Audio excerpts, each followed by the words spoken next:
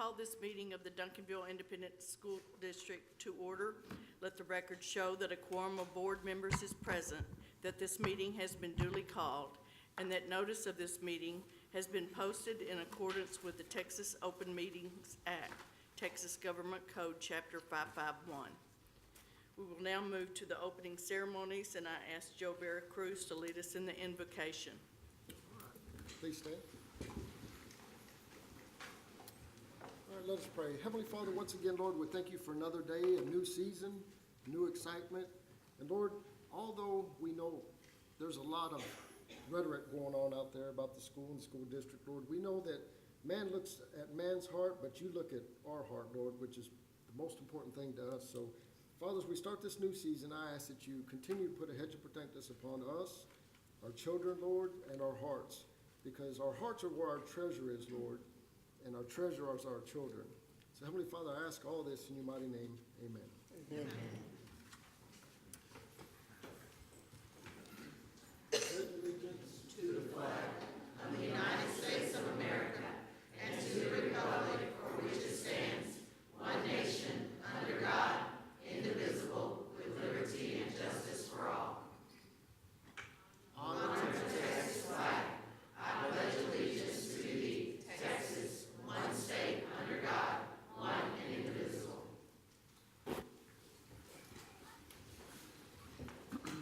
Recognitions. T.R. Richard.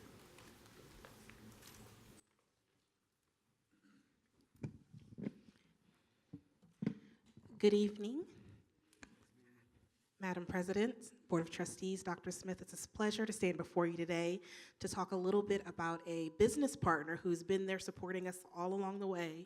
Normally we do our Made with Pride recognitions, and as school gets started, we'll switch back to that. But today, again, we're recognizing a business partner who's been just a great, right there with us throughout every step we've needed.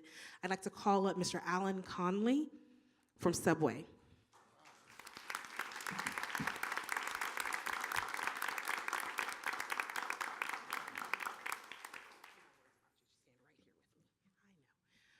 See, getting Mr. Conley here was tough because what he does, he doesn't see is doing anything that's above and beyond. He is here for our athletes, our coaches, our staff, making sure that we have what we need, that our kids are taken care of, and he does it giving of his heart. He quite often takes care of our kids and makes sure they're fed before games at very little cost to himself. He comes out, he takes care of them, and he shows love and support. And so we wanted to thank you for that. Partnering means that we're giving and receiving at the same time, and I thank you for making sure that you're providing that to our students and our staff on a consistent basis. And Alan's also here with his wife, Tina Conley. I wanted to make sure we recognize her too.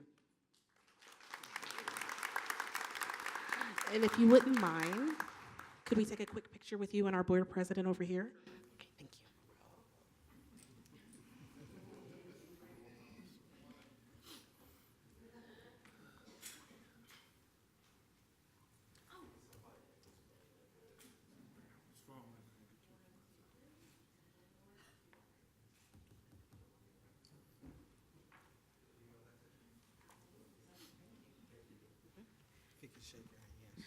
Mr. Conley, could I ask you one more thing? I know.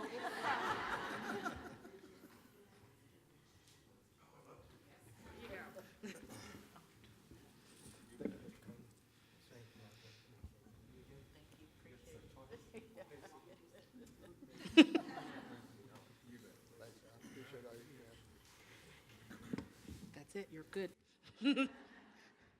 All right, as we're getting back into the swing of things with the start of school, I also wanted to make sure I took a moment to remind everyone about our monthly recognitions here before the board. Normally we do Made with Pride in Duncanville.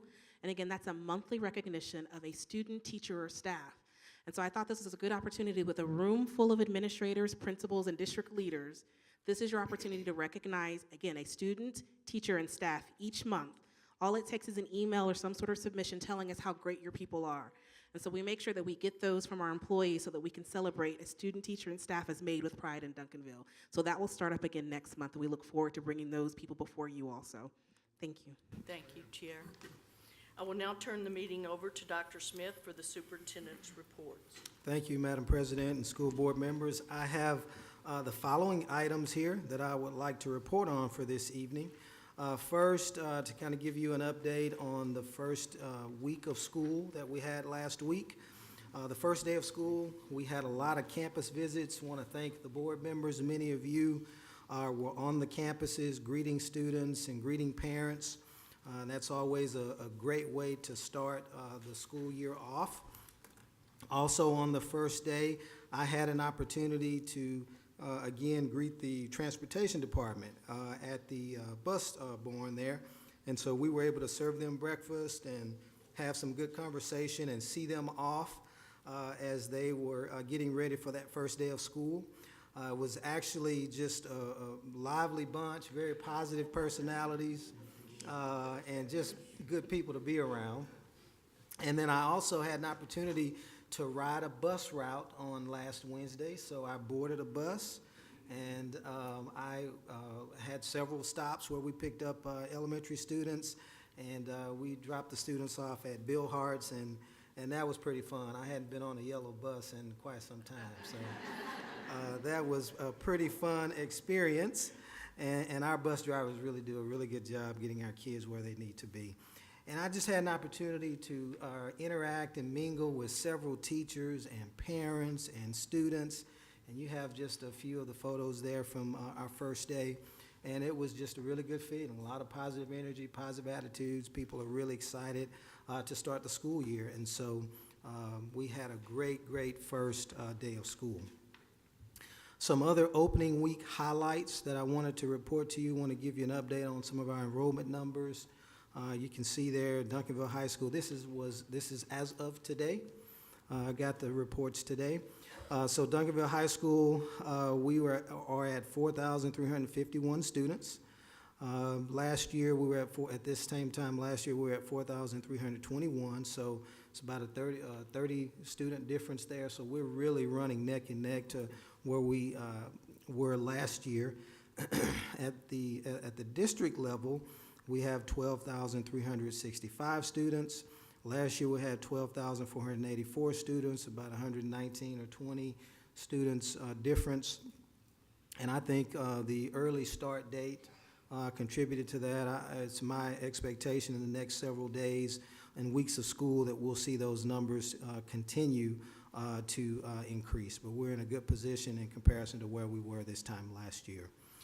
On the personnel side of things, we processed 256 new hires. We held 10 new hire orientations this summer. And then this was our report as of Friday. Each week I get an update on our personnel status.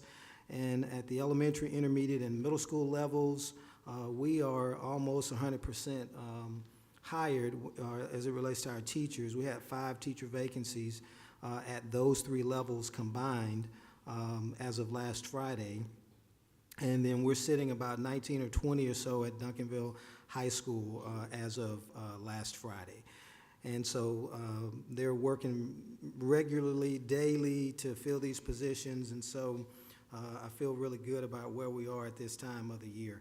Most of those vacancies are in the foreign language, Spanish, science, math, and CTE areas. And so those are pretty common areas that we've experienced from year to year in terms of getting quality teachers. Other opening week highlights that I wanted to share with you, obviously on September 8th, we have a very important election that we're proposing to our community. And during the opening weeks of school, I've done several presentations. I want to just kind of give you an update on those and let you know what the plan is as we work toward the first day of early voting. And so in preparation for the TRE, the penny swap, myself, along with many members of the team, we have been out talking about and presenting our penny swap. And within the last 2 weeks, I have spoken to Rotary. I have given a presentation to the Chamber. I've given a presentation last Friday to the Lions Club. I have the Education Foundation coming up tomorrow. Thank you. Have that coming up tomorrow. I knew it was this week. And then last week at elementary Meet the Teacher Night, we had various staff giving penny swap presentations, and we have scheduled in the next 3 Meet the Teacher Nights at the intermediate school, middle school, and high school. And we have those dates outlined. But at each one of those Meet the Teacher Nights, we will have staff giving penny swap presentations and passing out literature and the material and the buttons associated with the penny swap. Also, we've had multiple staff meetings and will continue to have staff meetings where we're educating teachers, administrators, and our auxiliary staff, and we're getting them the information that they need so that they can be educated on voting day. We have this week, we have 20,000 door hangers that will hit the community probably around Thursday or Friday of this week. And on the visual you see there, that's an example of the door hangers. We have both in English and Spanish. And so we'll get those out in the community explaining the penny swap, what we're doing, and all the relevant information. That'll hit this week. Then we have yard signs that will be on all campuses and polling locations. Again, just promoting our penny swap and explaining what it is we're doing and all the critical information for our voters. And then we have social media videos and graphics that will continue to roll out. And we have a mailer that is mailed to targeted registered voters. We've pulled the voting file, we've analyzed that, and so we know what citizens are registered to vote, and we are prepared to send the mailer to our registered voters. So those are the updated activities that we have leading into the first day, which is the 22nd, that's this week, for early voting. So I wanted to update you on that. Also, just another update on our students within our youth and government group. I see in the back there that we have Mr. Kane that looks like Sharif back there. I thought he was at the University of Texas, but he must have came back. That is Sharif back there. But we have students from our youth and government group, and so I'm going to ask Mr. Kane if he could just come up and introduce them as he makes his way. I'll just mention to you, they are the #2 appellate team in the country after competing at the Youth and Government Judicial Nationals in Chicago. They made it to the final showcase round in a competition of 48 teams and finished only second to a team in New York. And so this is a nationally recognized group.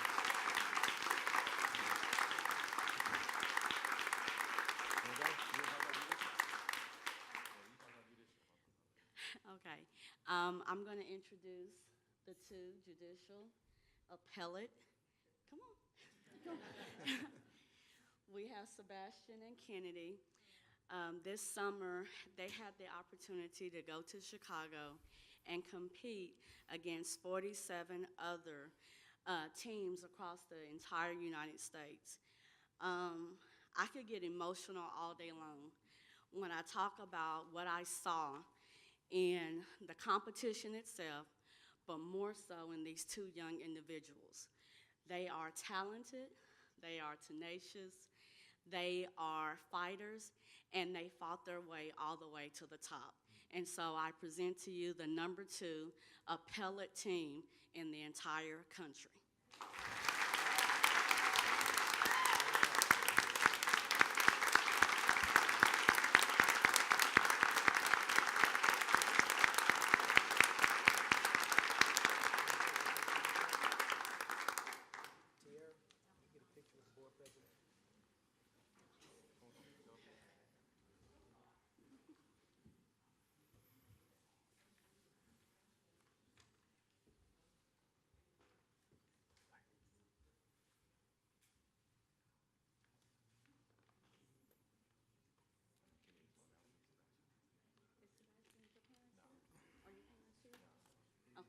And can I just take a moment to acknowledge Kennedy Onyx's mother, who is there, over there. Thank you.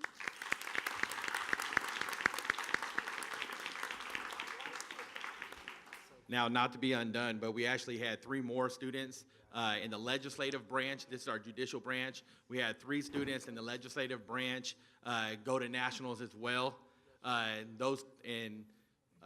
Gloria was actually chosen as the Texas represent as the media delegate. So out of all the students in media, she was the one that picked from Texas. And then, of course, Sharif Long and Jariah Cole also went to nationals. Sharif was actually selected as a presiding officer, which out of all the delegates, he actually gets to come back next year, right, as a freshman in college and preside over the conference itself, right? So that.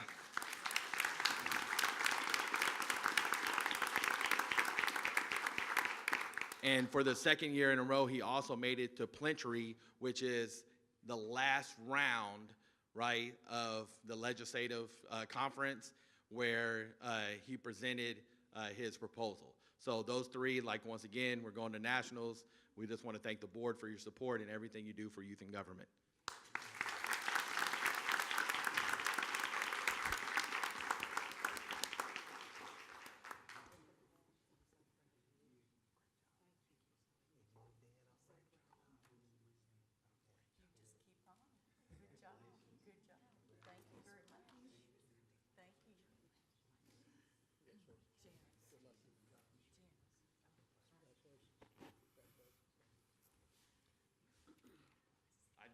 I do want to acknowledge Sharif's parents. I know is here. Jariah's mom is here. Gloria, is your mom here as well? No.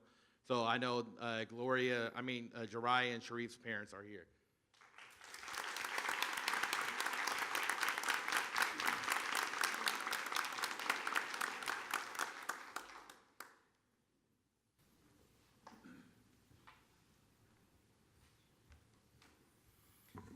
Thank you. Another special recognition. Many of you may know Tyler Dodson. Tyler Dodson, 2018 alumni and Duncanville Special Olympic team member, will represent the USA at the 2019 World Games in Abu Dhabi this coming March in sailing. And he'll begin sailing a 420. This is the same boat that college teams race. And so you see a photo of Tyler there. He's on the left-hand side at a workout session. And then on the right-hand side, that's him kind of looking back with the reddish colored shirt on. This is really a historical opportunity here in Duncanville. This is the fourth time that a Duncanville Special Olympic sailor has been selected to represent the U.S. in the World Games. And so we're really proud of Tyler. Is Tyler here this evening, or his parents or anybody? Okay. Well, I wanted to recognize Tyler.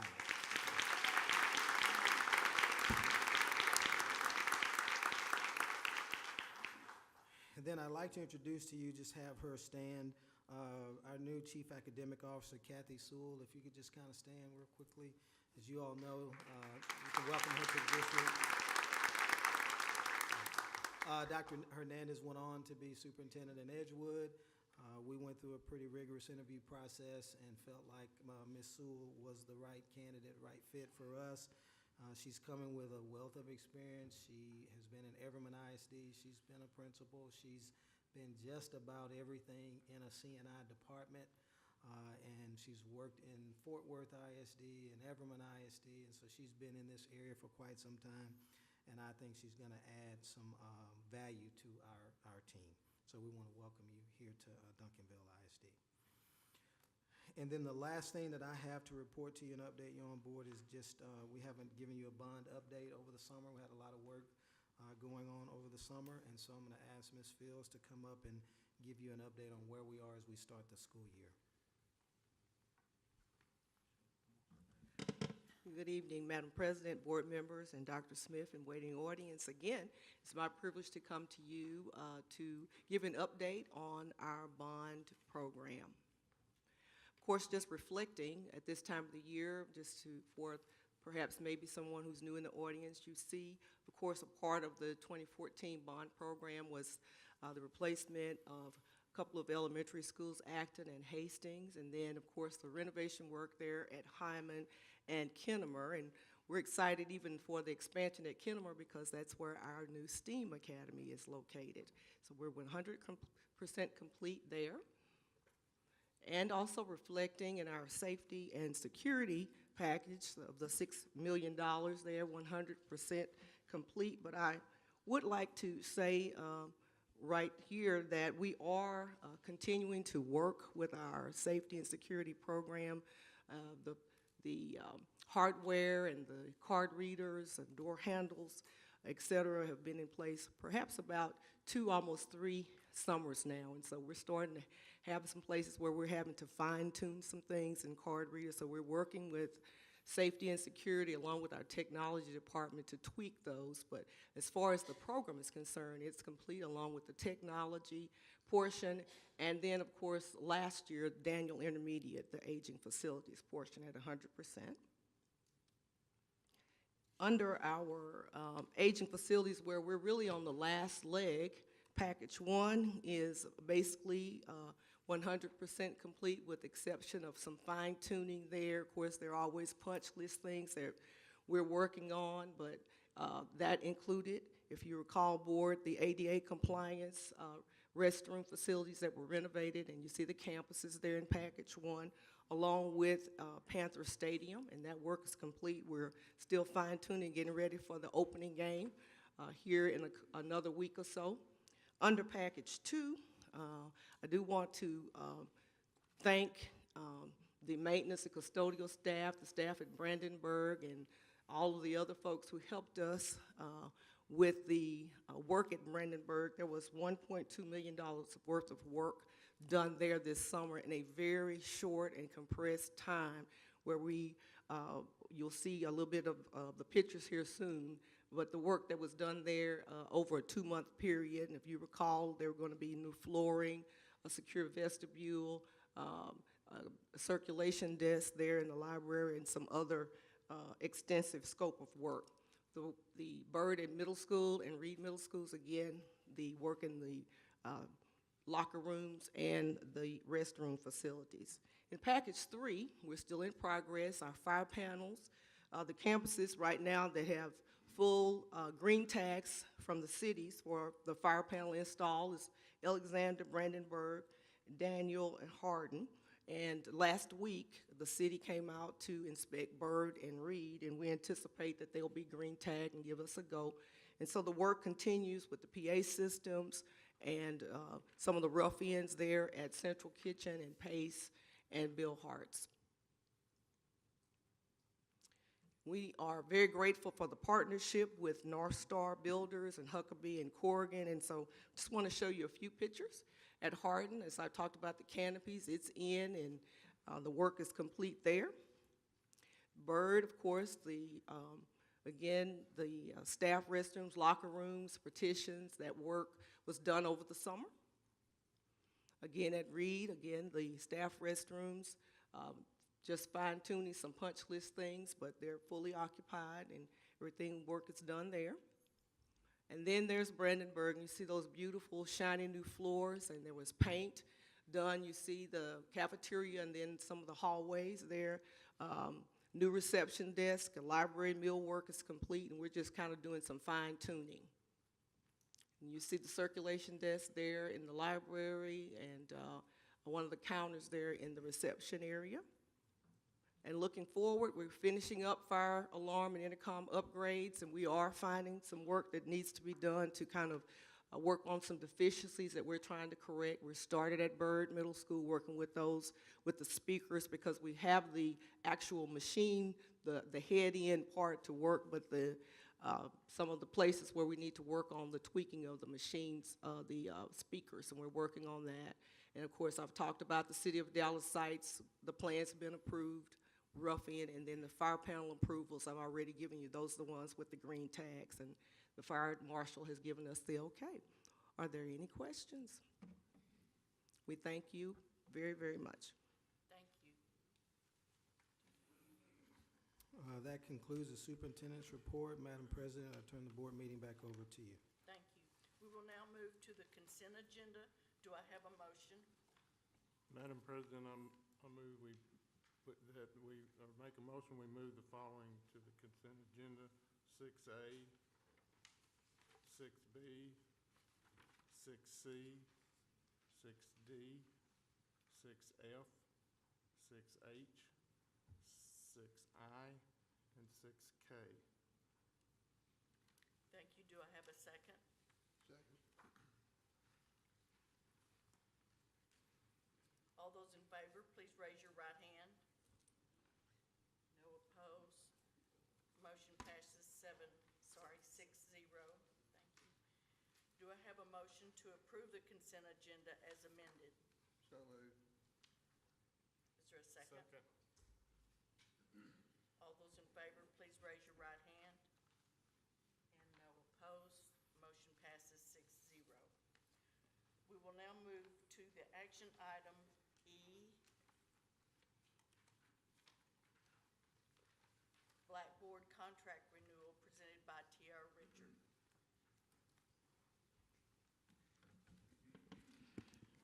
Good evening, Board, Madam President, Dr. Smith. I'm here to bring before you our website provider, which is Blackboard, to discuss a little bit about that contract renewal. We've been using Blackboard, which had previously been School Wires, for the past 3 years. That was when there was a major overhaul to the system, and you see that you have this newer look and lineup that's much more visually appealing. And so we continue to use that provider. And since the submission of that in combination with the mobile app for the same provider of Blackboard is above $50,000, we're bringing this to the board for approval. This is one of those things that we're also adding a Collegiate Academy individual school site to the system. And so we have all of our campuses, and because the Collegiate Academy has its own principal and it's been developing and growing, we wanted to make sure that people had easy access to information about the Collegiate Academy. So that's a part of this contract of being added to Blackboard and to our website. If there are any specific questions about Blackboard or the contract agreement, I'm available to answer them. No questions. Thank you. Do I have a motion to consider approval of Blackboard contract renewal? Move to approve. Second. Are there any more questions, discussion? All those in favor, please raise your right hand. There's no opposed, passes 6-0. We now move to action item G, policies for Duncanville ISD Police Department, presented by Sam Nix.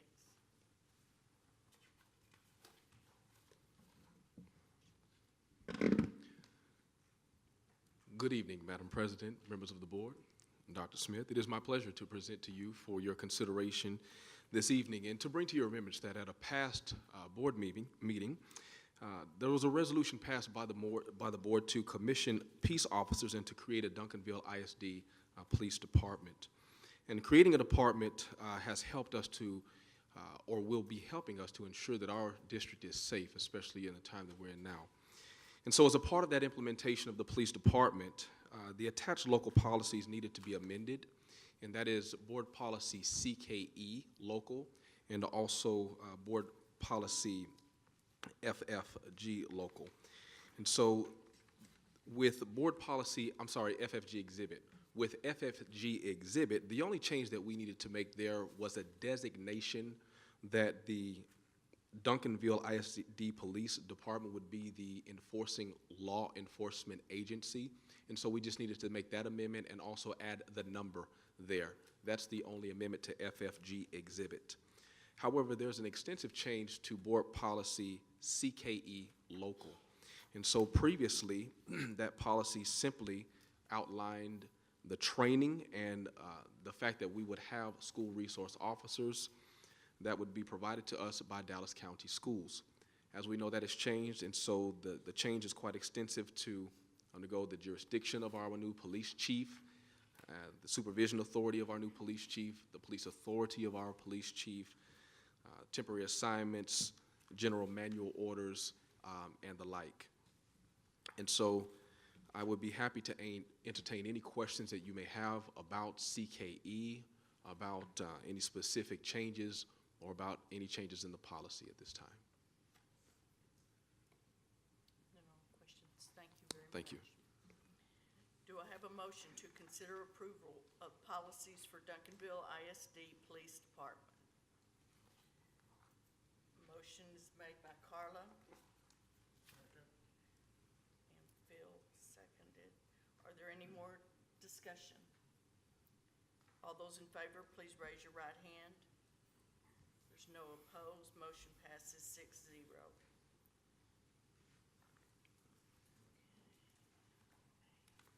May I add something? Yes, go ahead.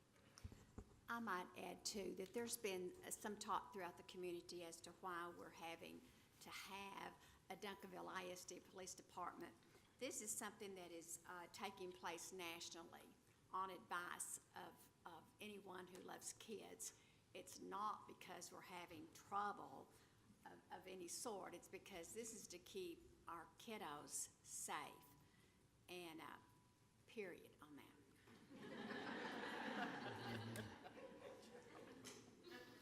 We now move to action item J, proximity learning contract for 2018-2019, presented by Kathleen Brown. Thank you. Good evening, Madam President, Dr. Smith, Board of Trustees. It is my pleasure to present to you this evening on the contract with Proximity Learning for the 18-19 school year. On last year, I will say we used Proximity Learning, but I wanted to refresh our memory on what it is. It's a fully accredited K-12 online learning solution, and those courses are built around live sessions via web conferencing for our students. How we used proximity learning on last year is that we targeted some specific areas in which those areas were hard to fill for us, and that was in geometry, chemistry, and in English 3. We also utilized digital facilitators, and so those were the staff members who were physically in the classroom while our students were participating via web with their teachers. One of the things that we were able to see through the implementation of proximity learning, we had to work out some kinks in the beginning as far as students being on and their technology. It was our first trial at that, but those things were worked out. Throughout the year, we were looking at student data on local performance assessments, and so we saw that our students had comparable performance to those students who were not in that type of setting. So that was important for us to look at their data and make sure that they were performing at the same level, and in some cases above.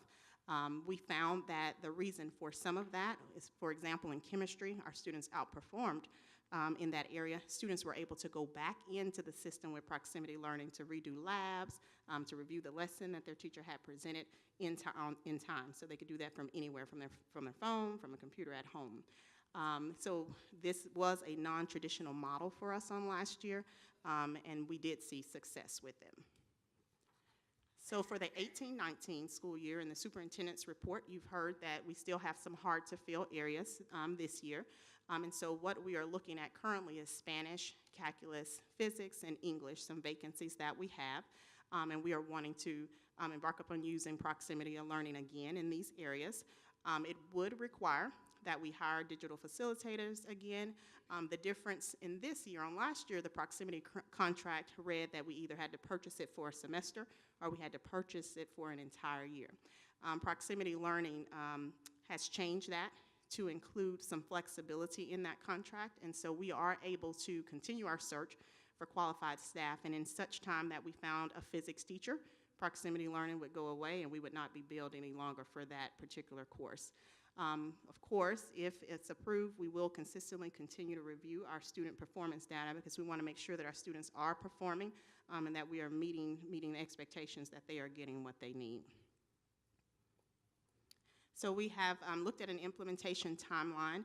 If approved, we would be a returning customer, and so everything is expedited for us. And so through the month of August, as we've been preparing to present this, one of the things that we'd have to do is to screen applicants for digital facilitator positions. Those are the individuals who are in the classroom with the students. We would need to interview those digital facilitators for these positions. And on last year, they were trained. So once those proximity learning facilitators are on board, or our digital facilitators, proximity learning comes out. and they do a training with those facilitators so that they know what to expect in the classroom, how they are to communicate with teachers, what their role is with communicating with the department chair at the campus. After that, during this week, we want them to potentially start in their new role, and we continue with the orientation. On last year, there was a parent orientation where parents had an opportunity to come to the high school and see what this was like, to interact with one of the teachers that their children would possibly interact with, and that went well, and so we would want to do that again this year. Also, during the week of August 27th, we'd want to make sure that all of our technology processes, setup, and training would be complete as well. September 3rd is actually Labor Day, and so during the week of September 3rd is when we believe we'd be ready to go live with proximity learning for our students. So a couple of key points to remember is that that contract would allow for us to add and remove classes as needed to meet the needs of our students. As a returning customer, all of our services would be expedited, so we'd have priority into getting the teachers that we need. And also, I wanted to remind you that those are certified teachers. And so on last year, we required that they have a Texas certification, and that's the same thing that we would be requiring this year for our students. Be happy to answer any questions you have at this time. I just have a ma'am. comment. Yes, ma'am. There also is chatter about this, so I want to go public and say that this does not in any way take the place of that teacher in the classroom. And what you said to us tonight is that they are working with us, and if we found a certified teacher in those areas, I want the public to know that we value our teachers, and they are the most important piece Absolutely. of our child's education. Absolutely. Thank you. Any other questions? Okay, thank you Thank very you. much. Do I have a motion to consider approval of the proximity learning contract for 2018-2019? Madam President, the board approved the agreement to purchase proximity learning services as a distance learning technology for Duncanville ISD. Second. Are there any further discussions, questions, comments? All those in favor, please raise your right hand. No opposed. Motion passes 6-0. We now move to discussion agenda item A, TASB policy update 111, presented by Mike Kreitzberg. Good evening, Madam President, members of the board, and Dr. Smith. I come to you with TASB update 111. We have about 2 to 3 of these each year. Specifically addressing several local policies upon recommendation of the Texas Association of School Boards for revision or deletion. Those areas are training and orientation of board members, financial ethics, criminal history, background checks, compensation plan, searches, and alcohol drug testing, employee welfare, and compulsory attendance are the local policies for modification. There is an extensive list of legal policies that will be modified or added to, and provided in your reading is certainly the explanatory notes, the local policy comparison packet, and the vantage points for board members. This is first reading and information only. We'll be coming back to you next month for second reading and final approval of those local policies. Any questions you may have? Okay. No questions. Thank you very much. Thank you. We now move to information discussion agenda item B, annual child nutrition report. Andrea Fields.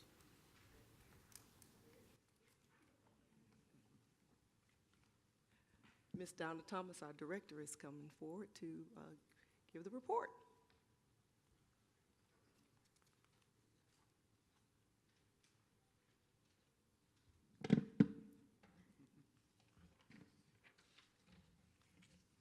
Good evening, Madam President, Board of Trustees, Dr. Smith. It is always a pleasure to stand before you to discuss the highlights that are taking place in child nutrition. So on tonight, I want to share with you some of the highlights that transpired in the 27-18 school year. We had customer service recognition this past school year, employee recognition, breakfast promotions. We had a food truck that traveled across the U.S. to visit Duncanville High School. We had fruit giveaways, Domino Pizza Day, and then we also had additional campuses where we decorated a little bit more.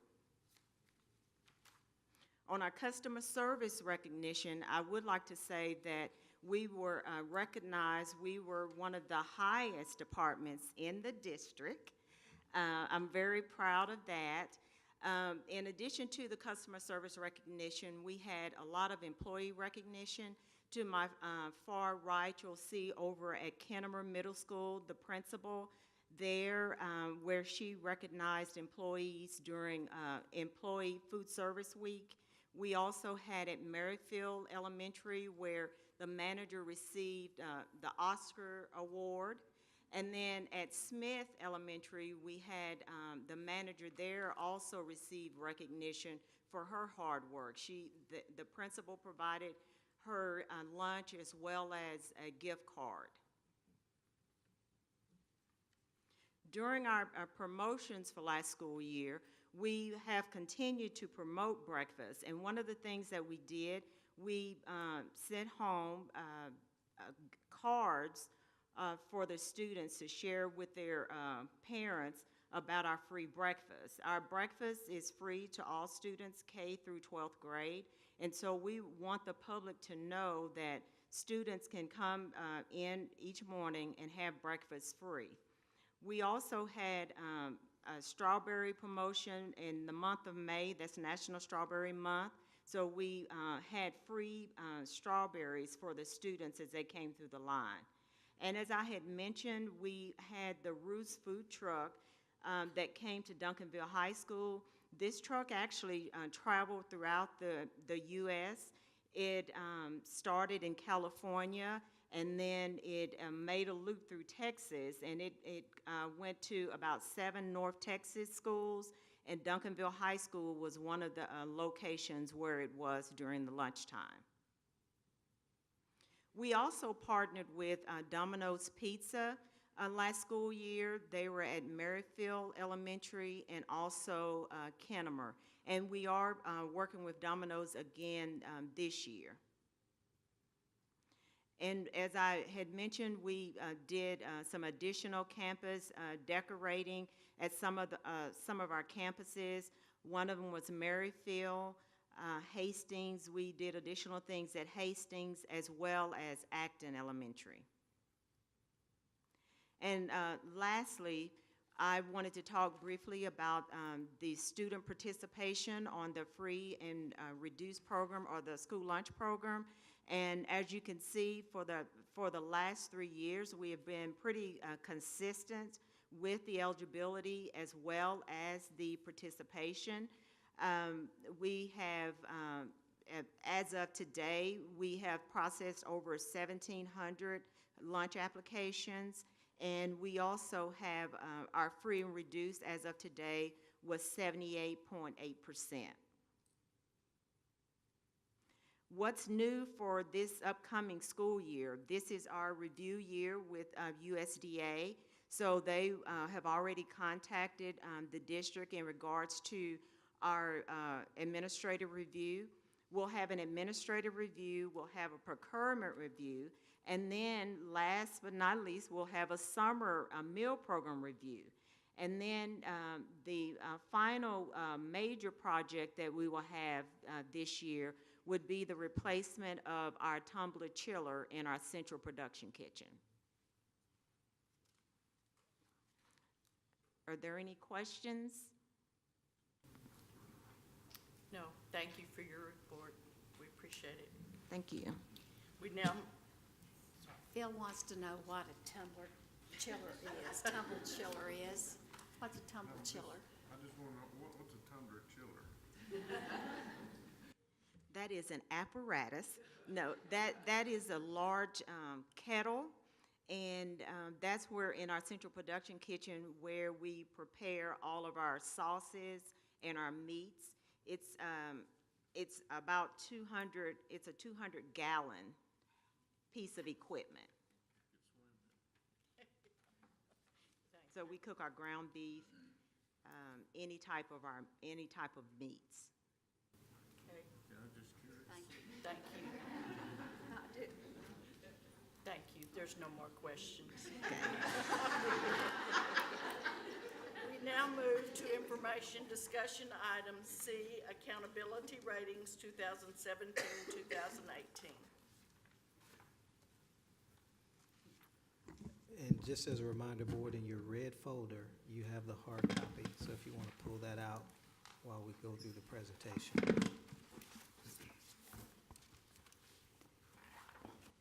Good evening, Madam President, Board of Trustees, Dr. Smith. I'm Stephanie Benoit, I'm the Director of Assessment and Accountability, and I'm here to present our accountability ratings for the 2017-18 school year. I'll be followed by Ms. Kathy Sewell, who will talk about some of our district initiatives.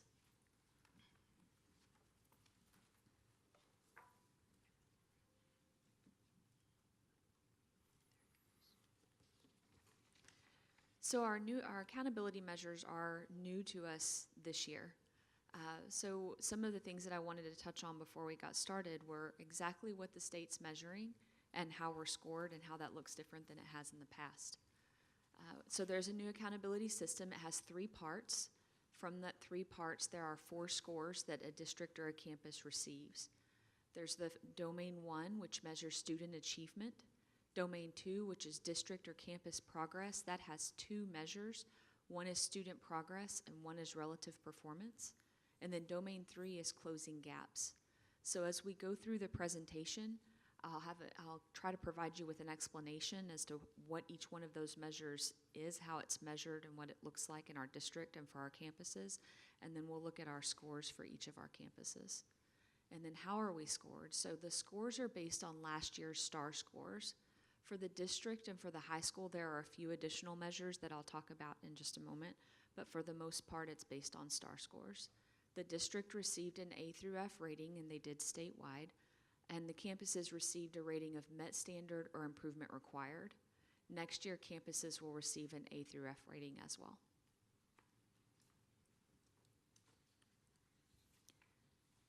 As I move through the presentation, I'm going to go through each domain and explain a little bit. So there'll be one slide of explanation and then a slide that has the data on it. Hopefully that helps to keep things a little bit clearer. So the first domain is student achievement. So how is student achievement calculated? There are 3 levels of success a student can achieve on the STAR test. There's approaches, meets, and masters. This is fairly new. So we started measuring at approaches, meets, and masters 2 years ago. Our accountability system still held us accountable for getting students to approaches. So I want to talk very briefly about what that means. A student who scores approaches as defined by the state has passed the test, but is still somewhat below grade level in their performance. So that's how approaches is defined by the state. Meets means that a student is performing at grade level, and masters is a sign of college readiness. So that's how the state defines each of those 3 levels, which is important as we move through all 3 of the domains. Student achievement for our elementary, intermediate, and middle school campuses is measured by averaging the campus's percentage of student success at each of these 3 levels. So you take all the students and all the tests. So for elementary, you would have reading, writing in 3rd and 4th grade, reading, math in 3rd and 4th grade, and writing in 4th grade, all of those tests together. You take the percentage of students that got to approaches, the percentage of students that got to meets, and then masters, and you average those 3 percentages together, and that's how they get our score. So how is this different than our old accountability system? Success for students within the accountability system has traditionally been measured at approaches, so it's how many students passed. So now there's a heavy emphasis on meets and masters, which changes how we view things from the classroom level all the way up, because we're not just focusing on passing, it's every student achieving to their maximum potential. So as we go through, remember that although approaches is passing, meets is grade level, and masters is college readiness. So before we look at our elementary through middle schools, we have the district and DHS's scores for student achievement. The district and the high school both have a different method for calculation. There are 3 parts to this piece. The first part, student achievement, what I just spoke about. The second part is college, career, and military readiness. So on the chart, you see that as CCMR. That's a 40% weight in this category. College and career readiness has 8 indicators that a student can reach while they're in high school. So all of that college, career, military readiness data has a 1-year lag. So what we were rated on this year was actually our 2016-17 information. In 2016-17, we didn't know to track some of these things. So by nature, that number will go up drastically. I think you'll see a great improvement. It wasn't bad this year, but it will be even better as we move forward because now we know what the markers are, we know what we're looking for. And then you see our graduation rate, which is a 20% weight, and you can see our scores there. So student achievement for the district was at a 65, our CCMR was at 68, and our graduation rate was at 96. That meant that our actual score as a district for that first piece, student achievement, is a 72. And for the DHS, you see student achievements at a 65, CCMR is 78, and a graduation rate of 96, which comes out to be a score of 76 for that piece of the accountability, student achievement. When we look at the rest of our campuses, you can see a line that runs across the graph. The standard for every domain for student achievement, for growth, for relative performance, and for closing gaps is always at 60. So that's where that bar is set, is at 60. So what I want to talk a little bit about are the campuses that excelled, or at least 10 points or more above that line, and then we'll acknowledge the ones that fell below the line as well. So when we look at Domain 1, student achievement, above we have Central at 72, Brandenburg at 73, Hardin at 72, Byrd at 75, DHS at 76, and the district scored as 72. And then below that line of 60, you see Acton at 57, Alexander at 59, Hastings at 54, and Merrifield at 56. So when you look at the numbers here for our elementary, intermediate, and middle school campuses, this is averaging their scores together. The percentage of students at approaches, the percentage of students at meets, the percentage of students at masters, all averaged together. The next measure is the first part of Domain 2. Domain 2 has 2 parts. The first part is district or campus growth. So TEA measures growth only when a student can take a STAR test in the same subject for 2 consecutive years. So we can't measure growth in 3rd grade because there's no 2nd grade STAR test. So it starts in 4th grade. It's 4th grade through 8th grade reading, and then it measures from English 1 to English 2, and then math is 4th grade through Algebra 1.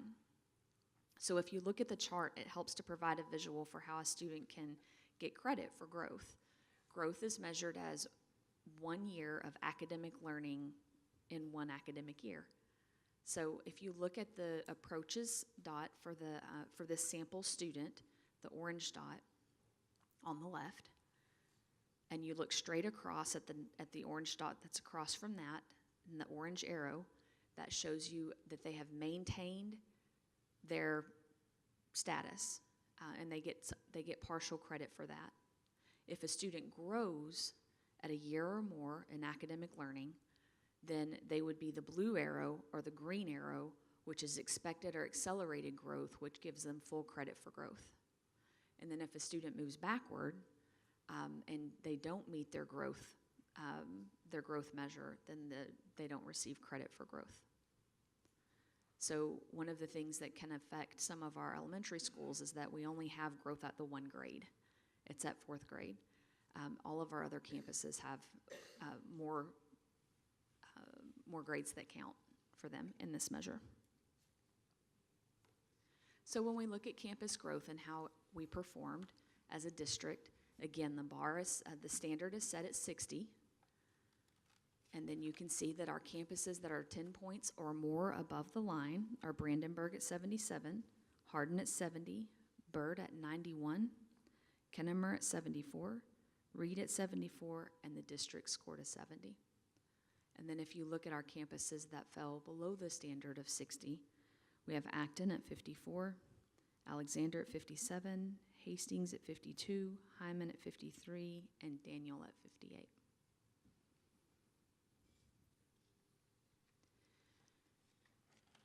Domain 2 has a second part that's relative performance. So one of the things that you may have heard Commissioner Morath talk about it on the news or maybe read a press release that said this system is built so that every district has the opportunity to make an A. This is the safeguard, if you will, that's built into the system that provides that opportunity for every district to make an A. So I'm going to take a minute to explain it because there's charts, it's a little confusing, so if you'll bear with me just a moment. So relative performance compares a campus's achievement relative to other campuses within the same percentage of low socioeconomic students. Here's what that means. When you look at the chart that's above the text there, on the bottom is the percentage of economically disadvantaged students. And then on the vertical axis, you have the percentage of student achievement from Domain 1. So the first score we talked about, approaches, meets, and masters. So if this were an elementary chart, all of the elementary schools in the state would be plotted there based on student achievement and based on percentage of economically disadvantaged. So if we were a campus that was 75% economically disadvantaged, you would go across to 75% economically disadvantaged, you would go up to wherever your student achievement is. That line, that common line, that's the average line that shows there, the closer you are to that, that's a C than a 70. So the higher you are above that, the higher your score, the lower you are below that, the lower your score.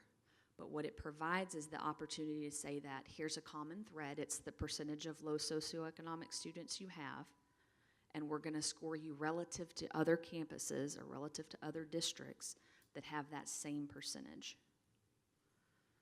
So the predicted score for a district with a high percentage of low socioeconomic students, which would be like the red dot, is lower than the predicted achievement score for a district with low percentage of low-income households, which would be like the blue dot. So the fewer students you have that are low income, the higher you need to score to be successful here. So when we look at our Domain 2 scores for our campuses in the district, again, the measure for the standard is a 60. The campuses we have that are at least 10 points above the standard are Bill Hart's at a 70, Central at an 80, Fair Meadows at a 74, Brandenburg at 82, Hardin at 82, Byrd at 82, Duncanville High School at 76, and the district at 75. And then below the bar of 60 is Acton at 59, Hastings at 55, and Merrifield at 57.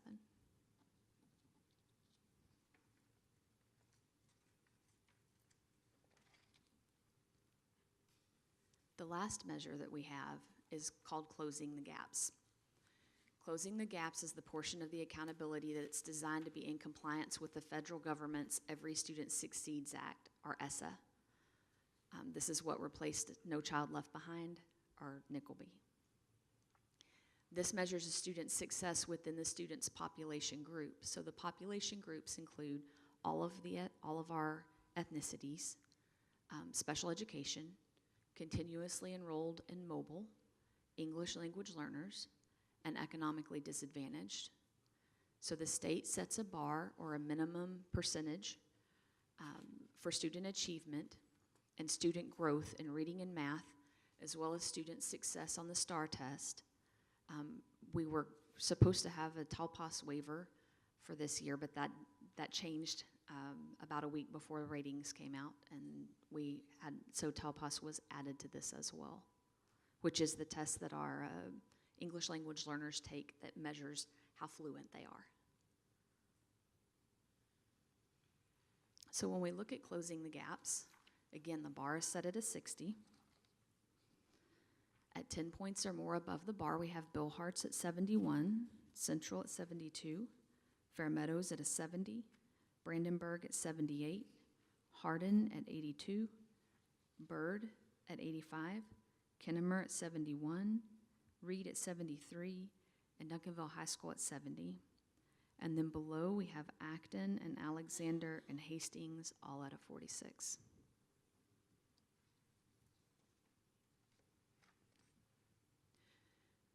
So when you put all the pieces together and come up with an overall rating, you can see the chart here on the next slide. We have Acton, Alexander, and Hastings at improvement required. All of our other campuses are met standard, and PACE has met the alternative standard because there are special rules for them since they're a unique campus. Our highest performing elementary campus by our accountability standards was Central Elementary. Our highest performing intermediate was Hardin Intermediate. Our highest performing middle school was Byrd Middle School. Our overall district rating is a C. We had a D in student achievement, a C in school progress, and a D in closing the gaps. So one of the things that I wanted to point out, because this is what the public sees when they go to the Texas Schools website and look it up, the scoring for this, the state takes, when you look at student achievement and school progress, they take the best of those two, and that's 70% of the weight of your overall score. And then that closing gaps piece is 30%. So that's how you average the C, the 75 out of 100, averages with the D. The C is weighted at 70%, and that's where our score comes from. As far as distinctions, we got 10 distinctions. Bill Hart's received 1 for closing achievement gaps, Central for student progress. Brandenburg received 4 distinctions, 1 for reading, 1 for math, and then student progress and closing gaps. Hardin received 1 for reading. Byrd received 2, 1 for student progress and 1 for closing gaps. And Duncanville High School received 1 for post-secondary readiness. So distinctions are completely separate from the accountability and the way that all that's calculated. TEA funds the 40 campuses in the state that are most like our campuses in size and demographic. For each distinction, there are multiple markers to be met, including student performance and attendance. And to receive a distinction, a campus needs to place in the top 10 within their campus group. So it's a different set of guidelines completely.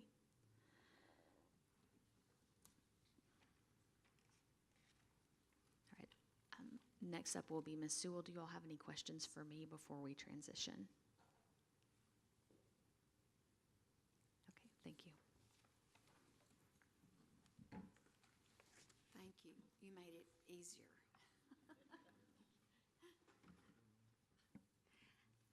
Thank you, Ms. Bonneau. Madam President, Board of Trustees, Dr. Smith, thank you for allowing me the opportunity to talk with you a little bit about where we are going forward. And as you can tell from Ms. Bonneau's excellent and comprehensive overview of the new accountability system, which I might add was approved by the federal government in March of 2018. We're just all recently processing this, and wanted to go over that with you in terms of accountability 2018 and beyond. So what we are doing now, this has been going on since the scores had arrived and the accountability framework has been approved. Ms. Bonneau has done an excellent job. She has gone to the campus leadership, the district leadership. She's trained everyone on the nuances, the scale scores, the closing the achievement gaps, and all of the categories that the board just heard in her presentation. So as a result of that, everyone knows exactly where the target is. And as she reviewed, with achievement being at a 69, progress being at a 75, and closing the achievement gaps being at a 67, those scores are going to go up. Those are going to go to Cs and Bs because we know where the target is, we know what to do, and she's trained everyone very extensively on this system. So we are going to have a laser-like focus on every student for progress, for achievement, for meeting standards on grade level versus approaching, and we are going to go forward with a renewed sense of strength and accountability for the system that we now have, okay? Our next area, our redesign for curriculum instruction. One of the things that was already in place that Dr. Smith had done under his leadership was to look at the teacher specialist allocation per campus. We are redesigning that under his leadership and his focus. We are increasing our support for the schools that have the highest needs. So those teacher specialists will be assigned to the schools with the highest need and get the highest level of support. Some of the other schools, as the board will notice from the presentation, they have institutional capacity and they don't have as high needs as some of our other schools. And so there will be teacher specialist support with those schools, but it will be tiered based upon what their needs are, with our most needy schools getting the most specialist support. Below there, you can see that we're going to increase training on content standards. We're going to work on increasing training for our newer teachers in classroom management. These have all been going on, but they're going to get higher support at our higher needs schools. And then we're supporting lesson design and alignment with the content standards. This also has been going on under our professional learning community standards, and this is just going to get an increase of focus based upon now the new design of the accountability system. How many of these teacher specialists do we have? Currently, we have 13 teacher specialists. Okay, and when you say we're going to put more to campuses that need it, what's the numbers? What are we talking about? Well, thank you for that question. That's a very good question. We have a tiered support with, for example, Acton is going to have a full-time teacher specialist that will be there 24/7. Yes, sir. Within the... That's all we're going to send them is one? Well, we do have our coordinators and facilitators, and that emphasis will change as well. Each school has a reading and math, also a reading center and a math center teacher. So they all have that support in addition to their regular instructional program. But that specific teacher specialist that does coaching, again, like I said, is with content standards and lesson design. That's going to be a full focus at those campuses that need it the most. But to answer your question, the campuses that don't, they will split based on priority of needs. So Byrd, for example, will split a teacher specialist with another campus that doesn't have as high of needs as Alexander or Hastings or Acton. Does that help?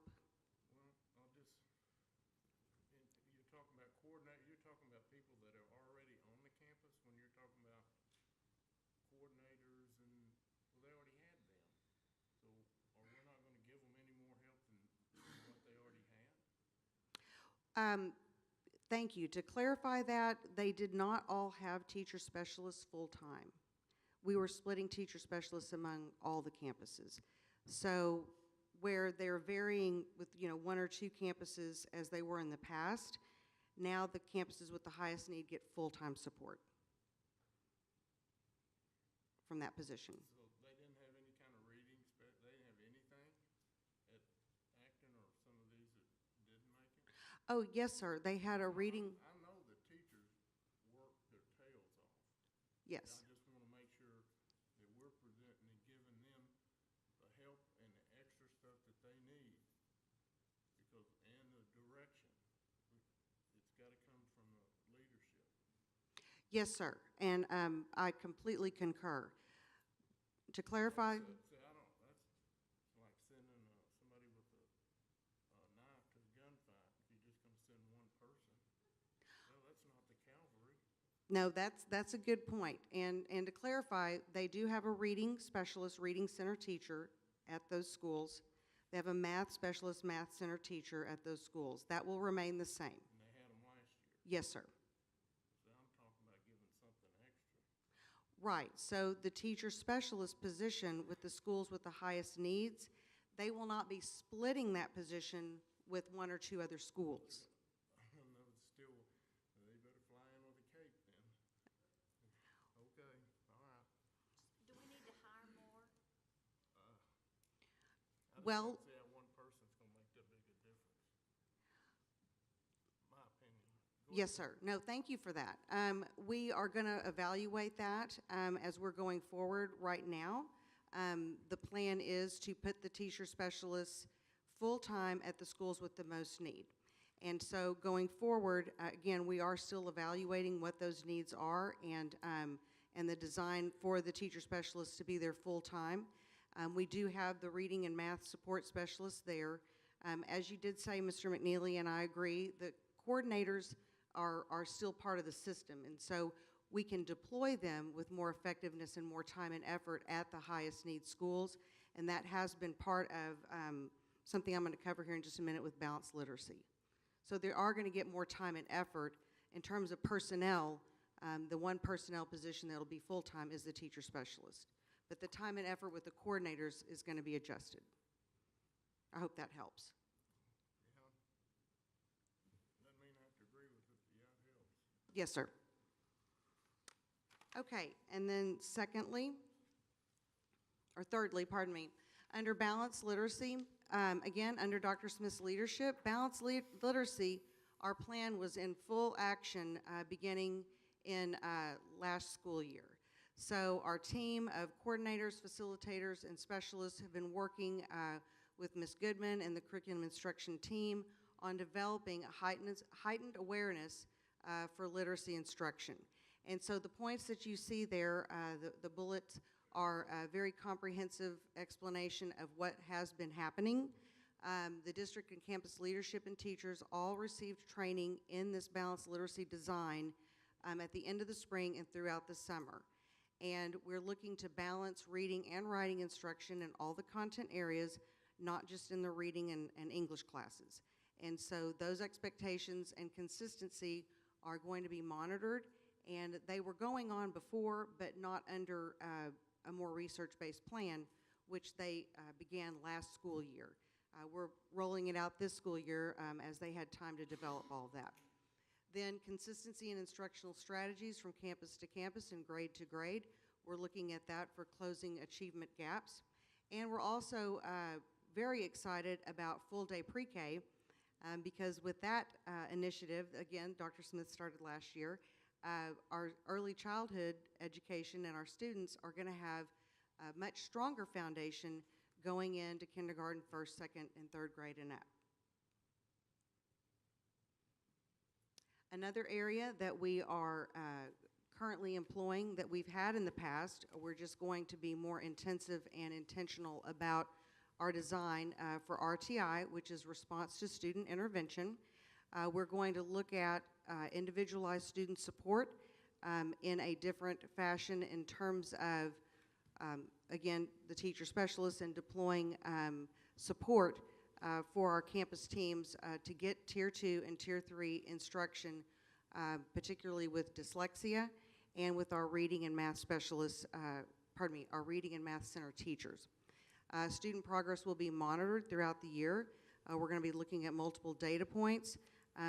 Scores, yes, and then other things that might be leading to either success with scores or a lack of success, such as attendance and other things that would help us with intervention for each individual student at each campus. Another area that has been developed under Dr. Smith's leadership are professional learning communities. This journey began again last year throughout the academic year, where campus leaders and teachers have been trained in the professional learning community design.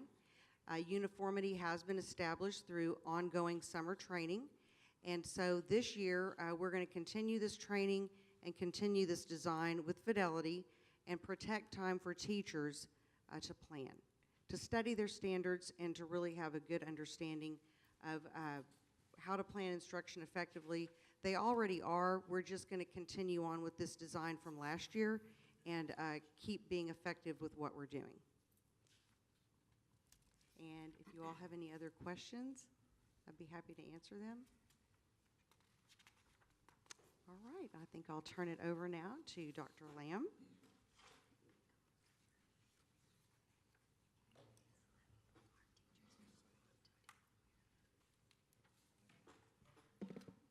Good evening, Madam President, Board of Trustees, and Dr. Smith. I'm here to share just a few things that I have conducted this summer to support Mr. Agnes and his turnaround efforts. Upon receiving the data this summer, we started working collaboratively together to figure out what were the strengths and weaknesses from this past year's performance. Mr. Agnes and I developed a foundation for a turnaround plan for the school. That foundation plan consisted of several elements that we needed to change before he met with his leadership team. Some of those things were changing and modifying the master schedule to allocate more time per subject. We changed teacher assignments. We improved the PLC process, and we also came up with a process to support him more with district initiatives. Now, I believe Mr. Agnes and his leadership team is geared up and ready to change the school and turn it around. So I would like to bring Mr. Agnes up to share his turnaround plan in greater detail.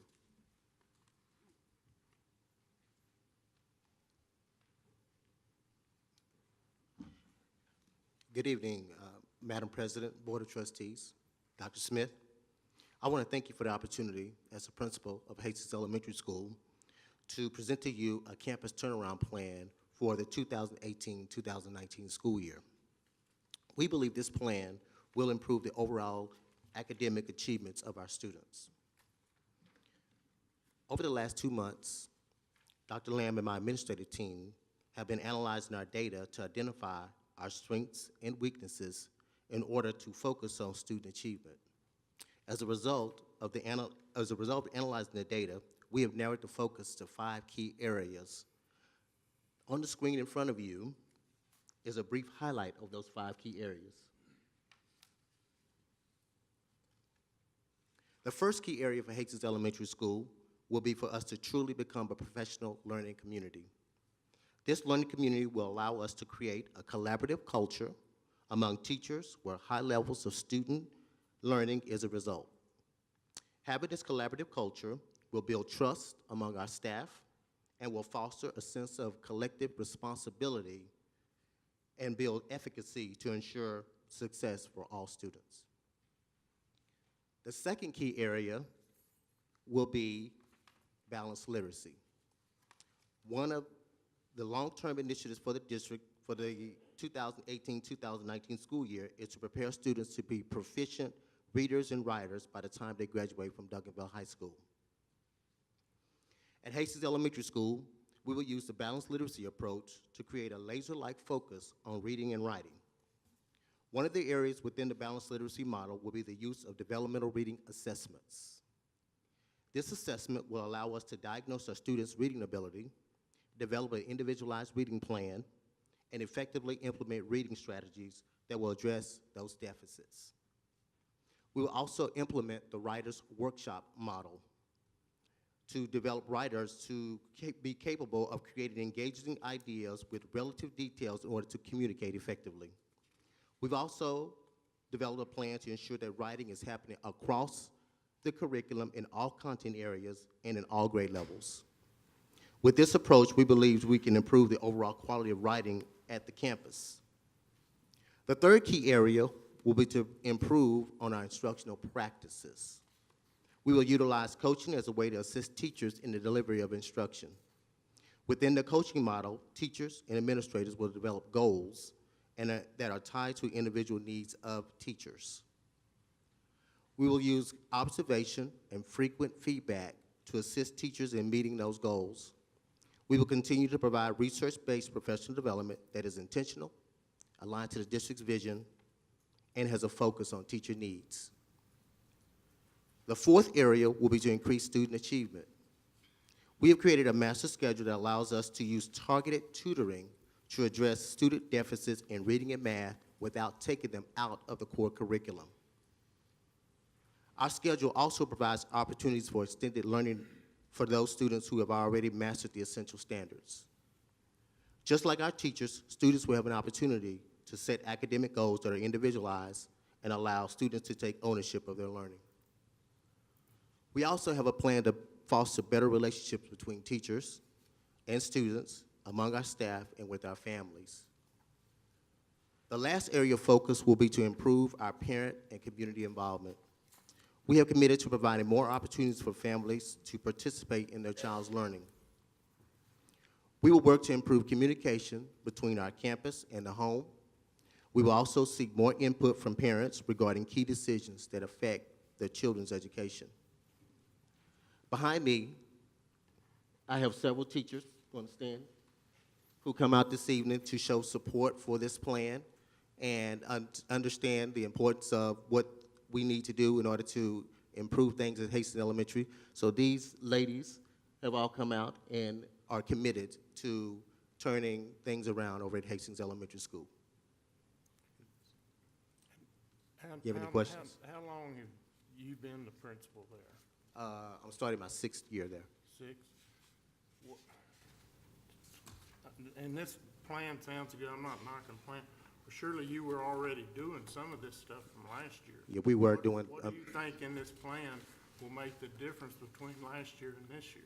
Well, the difference is. Surely you set goals, and I mean, you know. Yeah, one of the things that we're going to do a little differently is make sure that we are really take the professional learning community and really take a collective responsibility in terms of how we are identifying kids and using our strengths among the staff to help us in areas where kids are struggling.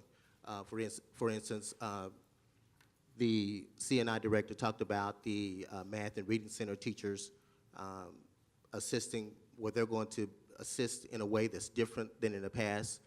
Instead of doing a pull-out program where they pull kids out, they're going to do more pushing in, meaning they're going to be in the classroom with kids, co-teaching with teachers, so that students are not missing the core curriculum like they have in the past, so that we can try to use all of our areas and all of our teachers to assist with getting kids to learn what they need to learn for the year. Okay. Yes, sir. So how often do you do assessment tests? I'm sorry, can you repeat that? Assessment tests, how often do you do assessment tests? Well, we do, we have the benchmark that we do, development, we do district assessments in the past, they were every 3 weeks, every 6 and 9 weeks, but now I think they're going to be every 4 weeks. But based on our intervention plan, we are going to increase the number of assessments that we give interim between the time that the district assessments come out and what we do on the campus. So these these benchmark tests you do, are they patterned after STAR tests, using the same types of questions and same types of thought processes? They are. They're aligned to the state standards, and the questioning is pretty on target with how the state would ask those questions. Did you not pick up, were they all high, or did you not see any areas through this past year? Well, we saw areas of strengths and weaknesses throughout the year. It just depended on the district assessment and what it is that kids. We were addressing them through tutoring and also pulling them out of the core curriculum, and we found that with the way the new accountability system is set up, that we really need to have kids in the room and take our personnel and use them to do more of a push-in model to assist us. On your guided reading program that you told us about, is this new, or did you all last year, did every student have an individualized reading plan? Well, our students, guided reading is not new. This is something that we have been an initiative that the district has had in place for about 4 or 5 years. But what we've done is this year is to refocus our efforts on guided reading in every classroom, not only just in our ELAR classrooms, but also in math and science, taking small groups of students and actually providing guided reading instruction using expository content that our children sometimes struggle with understanding. And will they have an individualized plan? They will have it into it. Once they take the developmental reading assessment, this will give teachers a better idea of where to focus their attentions to the reading deficits of kids. Yes, sir. Sir, you say you've been there 6 years? This is my 6th year. Okay, thank you, sir.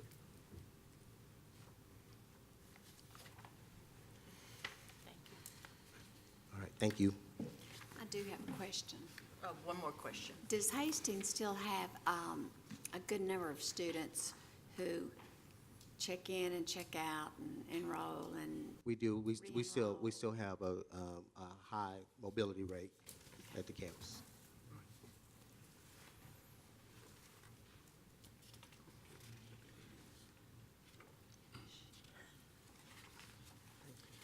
Madam President, members of the board, Dr. Smith, it is my pleasure to share with you very briefly that I've had the pleasure of working with the principal at Acton Elementary, Ms. Kyla Bowens. Much like Dr. Lamb, our job is to support, to coach, to identify areas of strength, to identify areas of weakness, to work with those principals to solidify those areas of weakness and to be very targeted in their approach to improvement. And so I would like to bring up Ms. Kyla Bowens to speak with you about her plan for turning Acton Elementary around this year.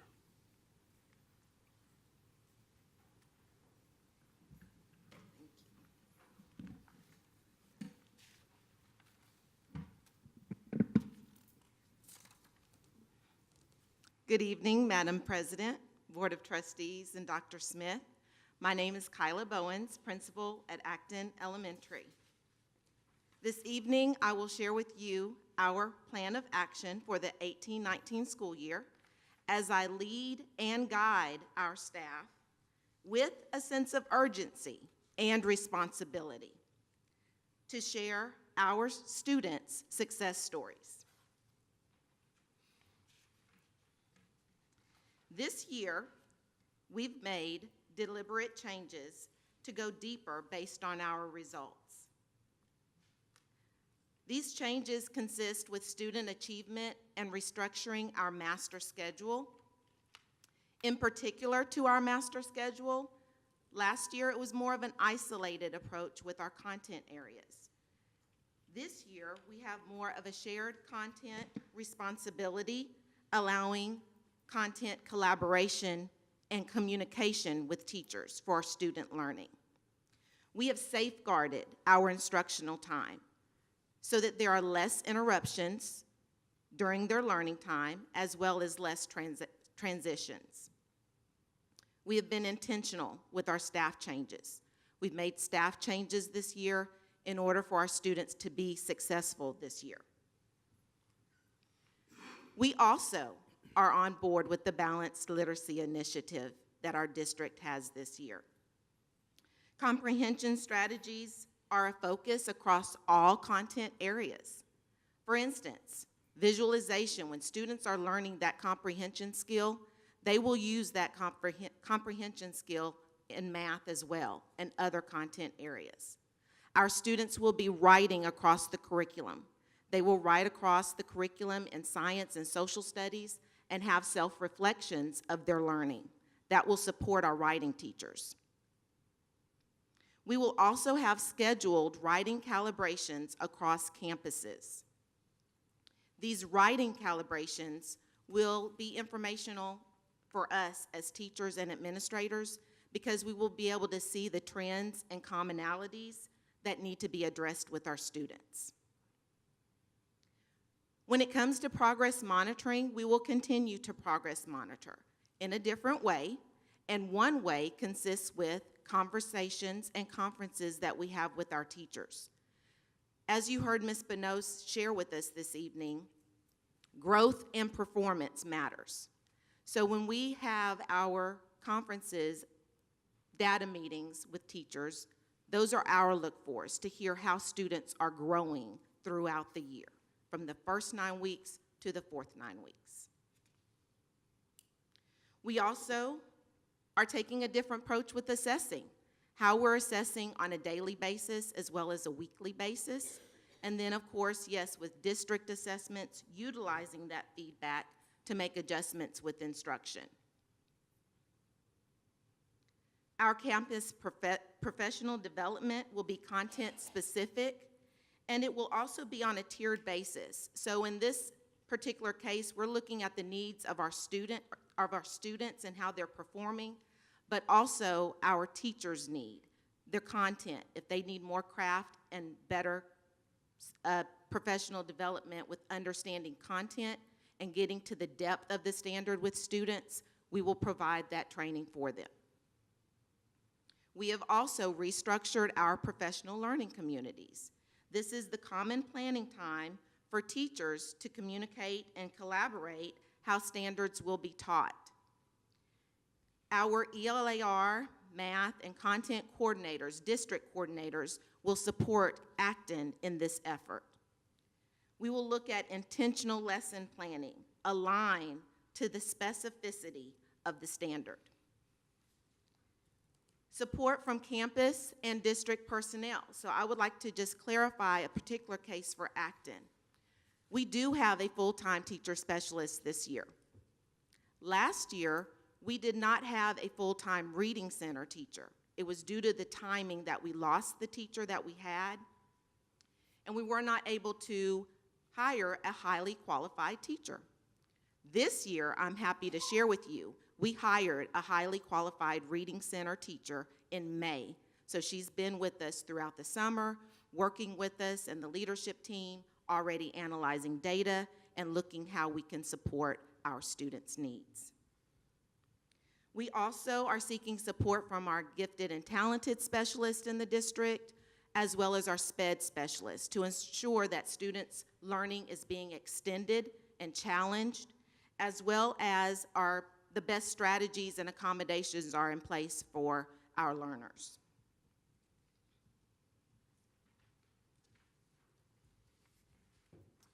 With school progress, we are looking with fidelity with our data tracking, systematic data meetings, responsive to our most current assessments.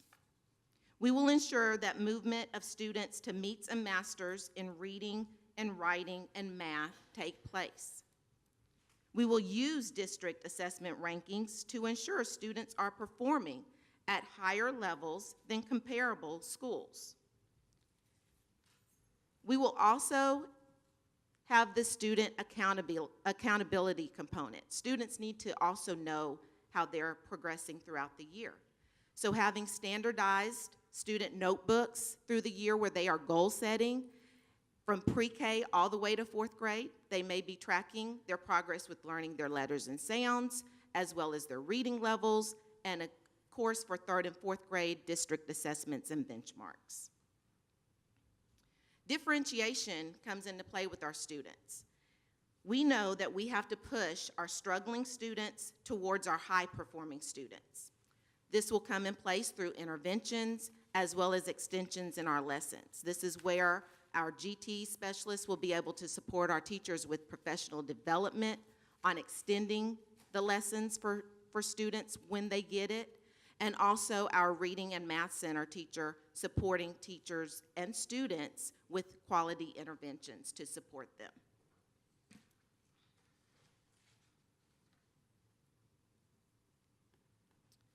Making a difference with closing the gaps. Data tracking by student populations. We know the diverse learners that we have at Acton and in the Duncanville ISD.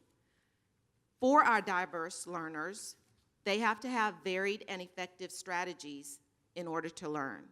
So we will look to continue growing as professionals, growing as teachers to support our diverse learners. In our master schedule, we have built in classroom community time at the very beginning of the schedule, and this provides time to build classroom community and a culture within the classrooms, and for teachers to build relationships with their students, and that's key. They will make these connections, and from these connections comes the relevancy with learning. We are looking as well to meet the social, emotional, and academic needs of our students. So we want to engage and reach out to our student families. Our parents and families want to be educated, and we want to inform them of their student story at this time. Not waiting till parent conferences in October, but starting early and keeping that communication open throughout the year so that they are informed of their students' progress.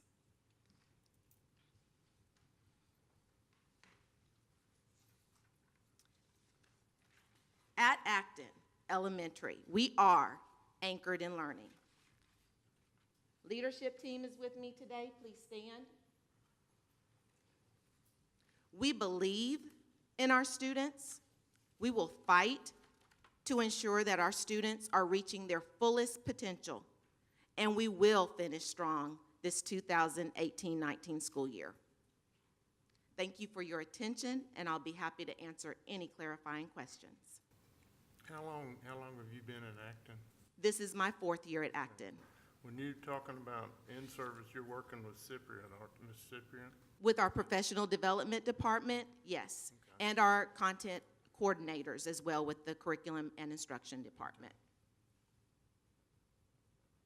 Thank you for your attention. Thank you.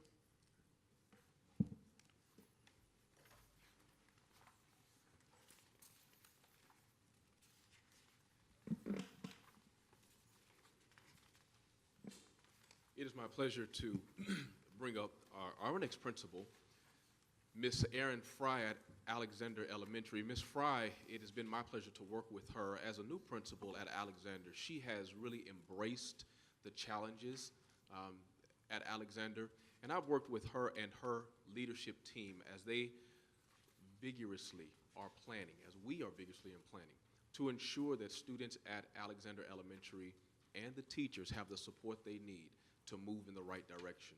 And so the next principal, it would be my pleasure to present Ms. Erin Fry.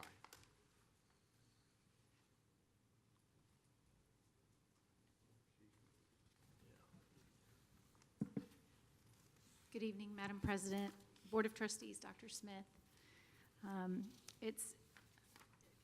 I will first say that Alexander as a campus has been characterized by a lot of change, both in the teacher and the administrative side of things. And so whenever you're navigating a certain degree of change, it brings with it some challenges.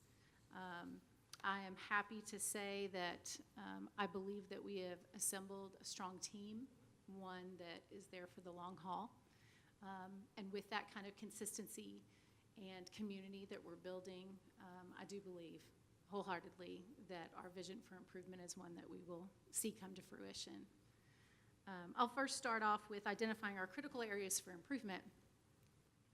And these come out of a study of data, so some academic pieces, scores, discipline, attendance data, but we also took a look at the perceptual. We also took a look at the perceptual realm of things where parent and staff surveys do lend some light to what's happening. Also individually meeting with teachers since I got there to get a sense of what they see as needs and where they need support so that I have a better sense of where to go from there. So it's with all of these things that we have identified 3 different areas. We have the academic needs, certainly, specifically in reading and math. This is evidenced by our STAR scores and the accountability information. We have some campus climate and culture pieces that we are working on. Those are inclusive of attendance and discipline, but also the larger relational pieces that sometimes are sacrificed when a campus experiences much change. And then closing the achievement gaps. This is another area where we're really keying in on trying to help students who are not where they need to be and who are lacking in some skills, needing some more supports, and really identifying ways that we can build them up to be more successful. So our methods for improvement, it was really important for me to create an umbrella focus for the year. And so that umbrella focus is to build culture and cognitive connections. And with that focus, we really can tie in the academic pieces and the relationship pieces, because I want the campus, and we need to be able to embrace those things as dually important in moving our campus forward. So our 3 frameworks of change, when I try to package up how are we going to navigate this change, I really see it as falling into 3 realms: the administrative or operational changes that we are making, the academic changes that we're making, and then some cultural changes with the relationship pieces. So starting with the administrative or operational changes, that focus. One of the things that we did this summer was we created a guiding coalition, which is an extensive leadership team that the campus had not had previously. Not to this scope and not as comprehensive as what we have developed. Individuals representative from every area on our campus, every level, even paraprofessionals. During the summer, we're going to be reaching out to parents to include their voices, and students as well. And so this guiding coalition is really a core group that is united to identify issues, and they have helped identify some things and really have taken the charge and are moving the work forward. We have made some changes to our master schedule. One of the things that I think is important is that we play to our teachers' strengths. And so we have departmentalized our 3rd and 4th grade classes so that teachers can focus more specifically on the areas and skills that they need to. So focusing very specifically on reading and ELAR skills, focusing in on math skills as well. Because I want them to be able to really make sure that they're understanding those standards and they're moving forward with the best possible instruction. We have also increased and improved our weekly team meetings. You've heard the term PLC tonight, and the professional learning community is something that we're definitely, we've been talking about. We are really trying to re-envision it as not just a meeting, but a culture of change. And to really take the magnifying glass and see how we can make every aspect better. And so that happens via weekly team meetings. So teachers of like teams meeting together with support from the administration, the teacher specialists who will now be on our campus, content coordinators. And we've also then brought in a bi-weekly cross-curricular vertical team meeting structure that we did not have previously. It's important that we have strong teams at 3rd grade and at 4th grade in reading and math specifically. But it's also important that everyone on the campus has an understanding of how they're supporting that goal. And so we have to create space for collaboration and space for that communication. So we have done that in a bi-weekly kind of setting so that my 3rd grade math teacher and my 4th grade math teachers can get together and they can really support each other, share some ideas, make sure that vertically the skills that we're doing in 3rd grade are building to what's happening and what's needed at 4th grade. Also with our specials teachers, how can art support literacy? How can PE support math skills or music support math skills? So we're really looking at an all-inclusive approach and trying to have everyone's voice bought into this whole process. Another piece of operational focus is really pointing a spotlight on our weekly attendance monitoring. Attendance crept up as an area of concern. We did add the pre-K program to our campus this year, and pre-K attendance is the lowest in our school. So we need to look at ways that we can encourage parents to see pre-K as a defined daily need for students. It is an academic foundation for what they're going to be experiencing, and so we want them there every day. So bridging some of those gaps as well. So definitely shining a light on the attendance areas. We want all kids there so that they can be participating and learning. Our next framework for change is the academic focus. So we have done a couple of different things. One of the first things that we've already started, we brought in a pretty phenomenal brain-based instructional trainer who has really helped our teachers understand what it is to recognize the student brain and how we can tap into the multiple ways that they learn and how we need to be doing things from different modalities, the visual, the auditory, the kinesthetic. That has really helped to ensure some sound practices, reminded us of some, brought some new ones to light. We've also worked on defining some campus essential standards in reading and math. It's the literacy focus, but also a math focus since we've got a dual need there. Weekly monitoring of instruction and data with feedback is something that we are going to put more diligent effort into with more walkthroughs, more lesson plan analysis, taking a look at what the plan is and helping support teachers in trying to make it the best plan that we can. Also with providing a lot of feedback to help that coaching process along. That comes from both the administrative side, the teacher specialist side, and other coordinators. We are implementing a campus-wide student-specific remediation and enrichment 1 day a week. What we found is that, and what the data definitely shows, is that closing the achievement gap, that's a big area of concern for Alexander, and so we want to try to come at it from an angle that we haven't tried before. And so dedicating some weekly meetings and then some days of the week to going back and recapturing some of those areas where some students might not necessarily have mastered those things. We're going to be reteaching on a regular cyclical basis so that we make sure we're bridging those gaps. So that is definitely a new one, a new element for us this year. And then paired with that, it's going to enable us to also really reach for the stars for some of our high achieving students. And so we have been very purposeful in discussing with our gifted and talented liaison the day of the week that this remediation is going to happen. It's the same day of the week we're going to have the gifted and talented person come in so that they can help enrich those high-performing students because, as Ms. Bonneau pointed out, growth across the spectrum from every level of student is what is important for sure. Our next layer is the cultural focus. It's that relational piece.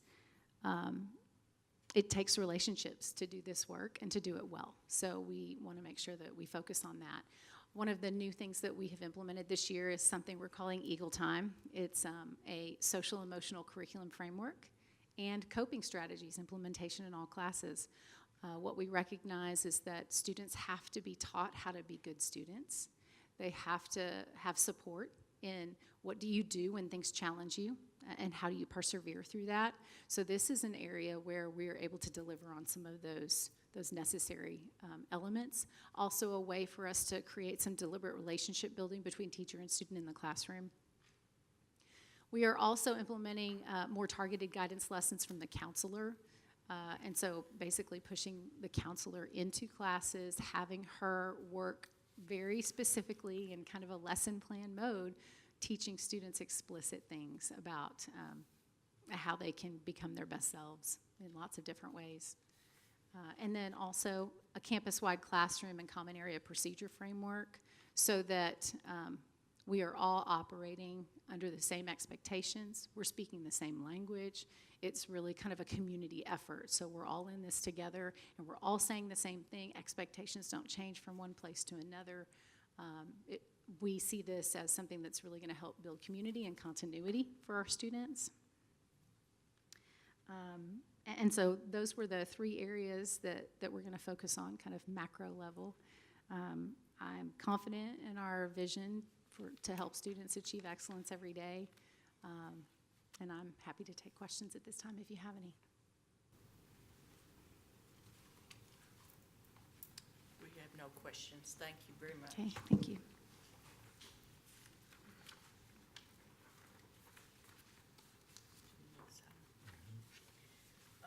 Next, item D, 2019 graduation information.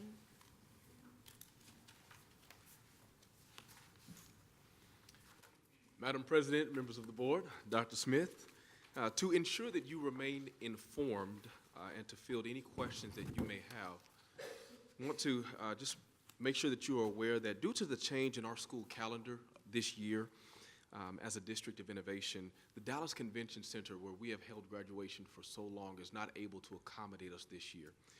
And so we have explored several options with Ms. Simmons and her team, Mr. Bennett, and we feel as though the College Park at UTA would be a suitable venue for this year's ceremony, graduation ceremony. UTA currently hosts multiple graduations each year, including several of our surrounding districts. The cost of the venue is significantly lower than what we would spend at the convention center, and would not require as much of the setup and breakdown team of operations and maintenance as what we would usually use at the convention center. For your perusal and your review, we have provided you with charts where you can see the pros and cons of the available spaces that we have been reviewing and looking at. And as you can see, UTA is extremely less expensive, and the pros and cons of cost, occupancy, things of that nature are all delineated for your review. I would be happy to answer any questions or entertain any clarifications that you may have. Yes, ma'am. The only concern I have, and the proximity is much better than where we were, but it's just, the only concern I have is that it's a lot, the occupancy is a lot. Parents, I mean, it's a lot, 6,000 compared to 8,000, and I really hope that if we go for this, that you all have a plan to put it out there so that people know, because I know how hard it is with tickets and what a problem that is at the end of the year for parents who want to bring everybody. Absolutely. And rightly so, and rightly so. If they're- Absolutely. What's going to be the difference? How many tickets we give each kid last year, and how many we're going to do this year? Yes, sir. Good evening. Thank you for that question. Last year, we were able to give students, we typically give them 7 tickets. By our calculations this year, we would be able to give 6. We are currently monitoring our senior enrollment for the possibility of 7 tickets, which we will have an early and often communication plan so that everyone is updated. So it'd be 7 last year and 6 this year? Yes, sir. That's not bad. That's not as bad as I thought it would be. My compliments to the graduation this year, too. Thought it went very well. Yes, ma'am. Thank you, Mr. Dix. I like the way you did the chart on the pros and cons, but then on page 204 and 205, you have other amenities or items listed separately, like not all of them include medical help or include utilities. Could you, I mean, have you selected UTA or is Verizon still in the running? I know Convention Center's out, but I mean, I'd like to know even the mileage difference in UTA and Verizon, because we have a transportation need and buses and miles and Yes, ma'am. those costs add up too, but I'd like to see more apples to apples with that page 204 and 205. Yes, ma'am. We can definitely get that to you. Just a couple of other. Some include security, some might. Anyway, do you understand Yes, what ma'am. I'm asking? Absolutely. Okay. We can definitely get that to you. To just clarify and to your point, a couple of things to consider when it comes to venues such as Verizon. Verizon does not offer the option to have graduates on the floor. They must be on the stage. And because of our number of graduates, the stage really can't accommodate the number of graduates that we have. And so it's a venue that we looked at because we were very interested to see, you know, because they were available.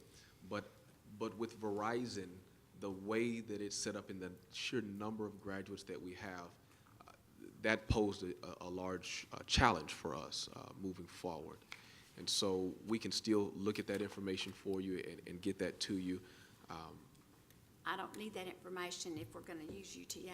Yes, ma'am. I understand. Yes, ma'am. Okay, don't waste your time if we, Okay. We just make our trainers do this. well, We okay. got 7 of them. Yes. Right around that. Thank you, Mr. McNeely. Yes, ma'am. Any other questions? That was a great question. Any other questions? Or anything else that we could provide the board for your review? Just to clarify, we are not making a decision tonight. That's correct. It's just information. That's correct. Thank you. And just to clarify, Ms. Simmons and her team were the ones that worked very diligently to provide you with what you have. And so really the credit for the graduation this year goes to their hard work, and also the preparation of what you have is a reflection of the great leadership team that at the high school. So, thank you. I think all of us really like not having to organize the diplomas. Thank you for that. That was nice. Absolutely. Thank you. And the next item is the police update. Absolutely. So it is again my pleasure to share with you. You know, we've had such a great opportunity with our new chief of police, and she's here today, and she's going to just share with you some of the things she's been working on during her period, her transition period, as she has been acclimating herself to the district. And so she's just going to share with you kind of some relationship building, some technical and adaptive things that she's been doing in her transition. It's been my pleasure to work with her. So I present to you our new chief of police, Chief Hampton.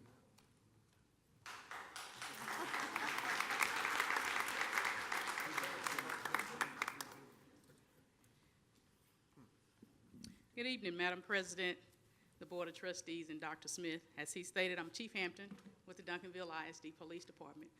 I'm honored to share with you tonight some of my efforts that I've done the last 2 weeks that I've been employed with Duncanville ISD. Let me see if I can get this to work. So let me go back, and basically the subtitle that's there is exactly what I've been doing most of my efforts since I've been here for the last couple of weeks, building relationships and partnerships in our community. And what I'll do the next slide, I'll talk about my efforts, my internal efforts. You see there, I have site visits. Basically, I teamed up with Sergeant Dossie in the back when I got here the first week, and we were able to go around to all the campuses just to get a visual of where the campuses and things were within the city, as well as the other Duncanville ISD facilities. So I was able to actually go and lay eyes on each campus just to kind of give me an idea of where they're placed throughout the city. I've also met with, of course, the police officers. I've began to build relationships with them. We've talked about expectations of the police department, and kind of some of the things they share with me is what they've been doing and what they've done over the last school year to kind of give me an idea of what I'll be looking at coming into this year. I've also worked with Mr. Nix and met with the security staff. I was able to sit in on a orientation and training that they had prior to school starting, which was a day and a half, and at that particular meeting, I was able to meet all of the security guards and able to listen to them talk about the experience that they have to give me an idea of what team I have working with coming into the district. And I was very pleased to hear the experience that they bring to the table because they do bring a lot of law enforcement experience to the table. So I've been engaging them in meetings. We are beginning to meet on a weekly basis and just talk about their role in the school, what their expectations are throughout the school, and just basically share anything that they feel they need to share with me from the safety and security standpoint. I've also looked at some traffic, especially on the Duncan High School campus. I know that there are traffic issues throughout the district, and we are looking at those as they become about. And I've also been deploying resources out to kind of help manage those traffic issues at some of the elementary schools and middle schools as well. But at Duncanville High School, we've been able to adjust a traffic pattern there in the parking lot in the front to assist the traffic flow to make it a little bit smoother than what it has been. And the feedback that I'm getting from the officers is that it's working pretty good. So we'll continue to manage that throughout the year and see if we can't continue to make improvements on our traffic plans throughout the district. I've also met with the athletics director, and we've talked about events. I know we have two big events that coming up on the 31st as well as the 15th, and what kind of impact we want to be able to make not only on those events, but the events that are going to occur throughout the school year. And so I've looked at him, I've talked to him about the resources that are required in order to run a safe and effective event, and he's been able to share those resources with me. So we'll continue to meet on a weekly basis, plan to meet the week before the event start. If the event is on a Friday, then we plan to meet like a Tuesday or Wednesday so that we can talk about that upcoming event and bring all the players to the table so they will be on the same sheet of music and be able to make sure that all of our participants as well as our fans can come and enjoy a safe event. I've also worked with Ms. Brown in Human Resources and kind of talked about what is it going to look like for our hiring process. Kind of what do we need to do to put on the portal. We've looked at job descriptions and kind of started the breaking the ground for what we need to do in order to get a hiring process going so that I can begin to hire officers in order to get us moving forward with the police department.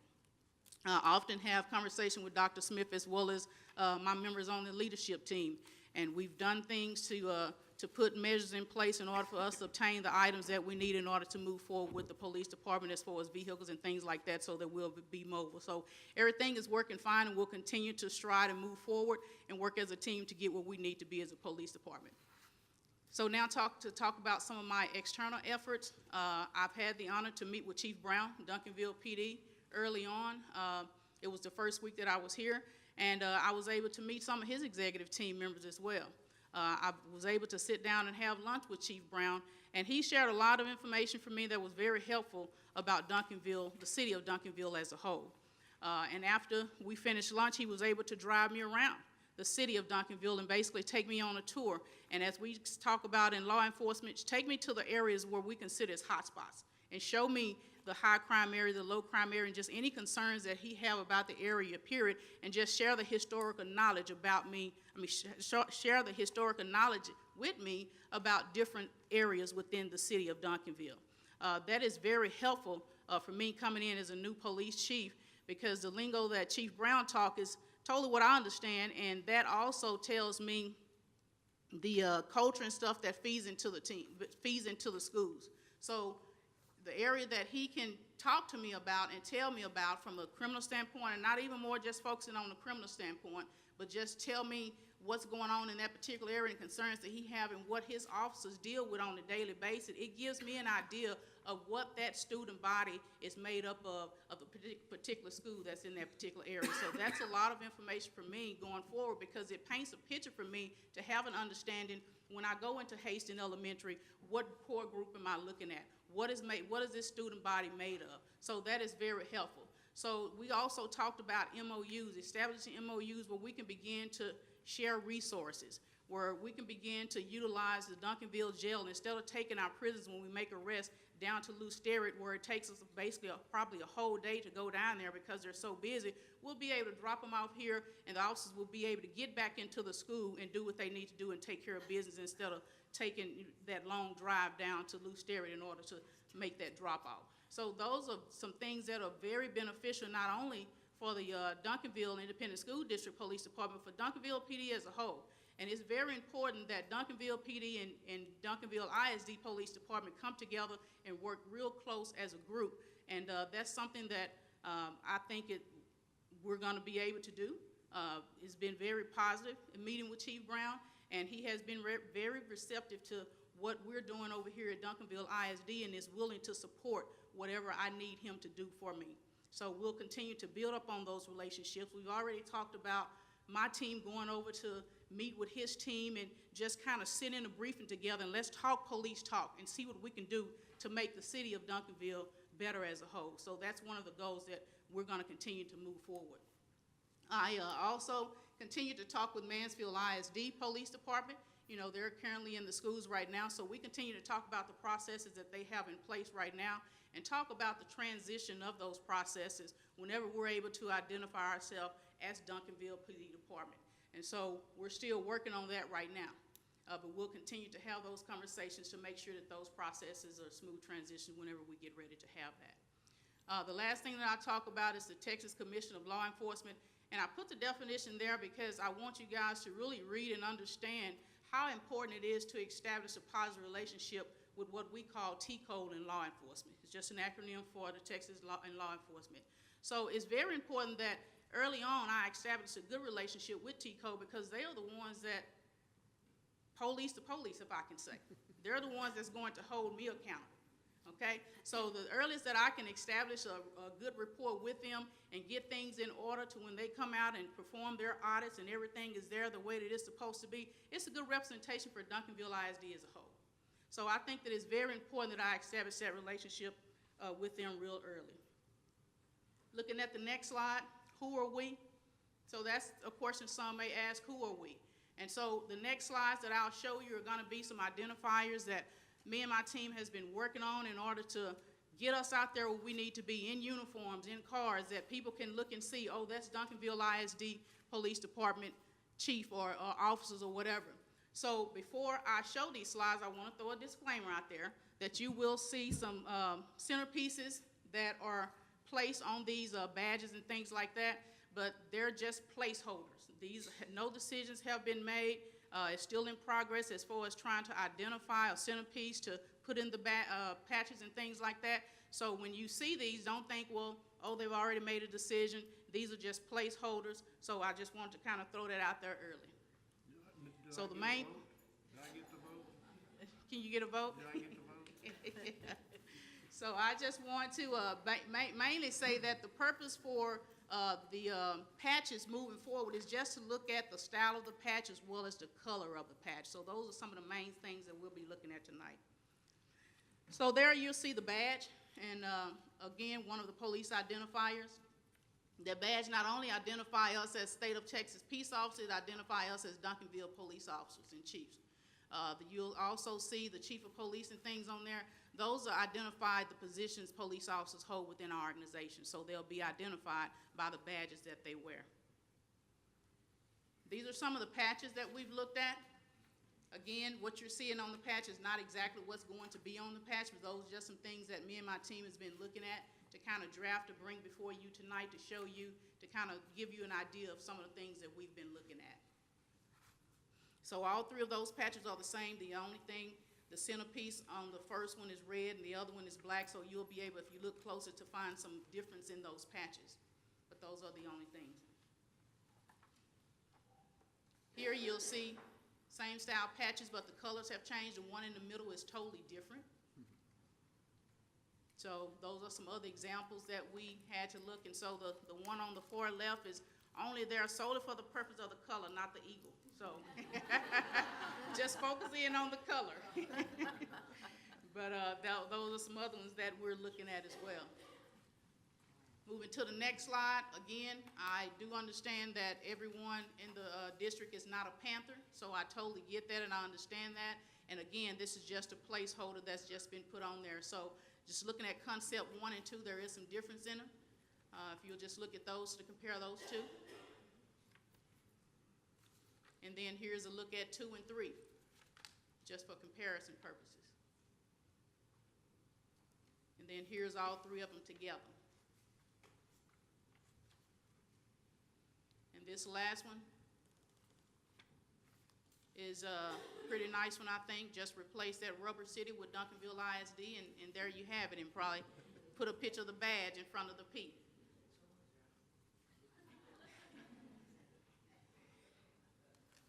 So what I would like for you all to do is, you have a copy there, and if you have any feedback that you want to share, I would love to hear your feedback, to take in consideration when me and my team sit down to take a look and make some final selections on these items.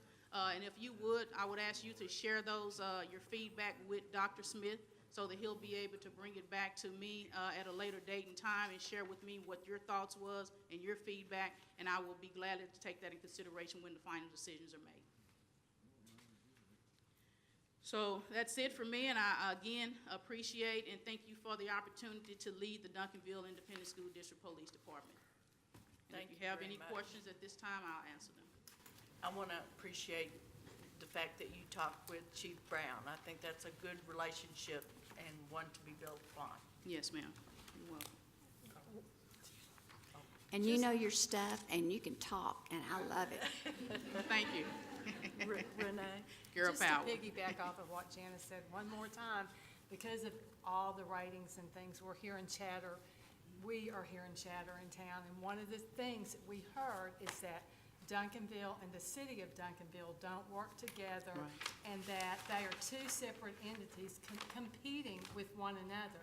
So your example of working with the chief, and if you all could start that, is the first step for us trying to build some of those relationships with each other. Yes, ma'am. I agree with you, and I knew that coming into the district, and that was one of my main goals, was to establish that relationship with Chief Brown. And so I think that me making this move early on, and I've also expressed that with him. And that's why I said that he's been very receptive to me as a chief and as a female coming over, and he's been very supportive of me. Well, Very good. So, we've got to all work together for Yes, our ma'am, we kids, do. all of us. we all serve in the same community, We need to so we quit need to pointing work together. fingers. We don't need to point, and we just need to work together. Yes, for our ma'am. kids. Thank you very much. You're so welcome. Okay, do we have any communications from citizens? No communications from citizens, there being none. This meeting, I want to make sure I'm not supposed to say anything special. Being there that there are no further items to discuss, this meeting is adjourned. Thank you. Thank you. Thank you for your patience.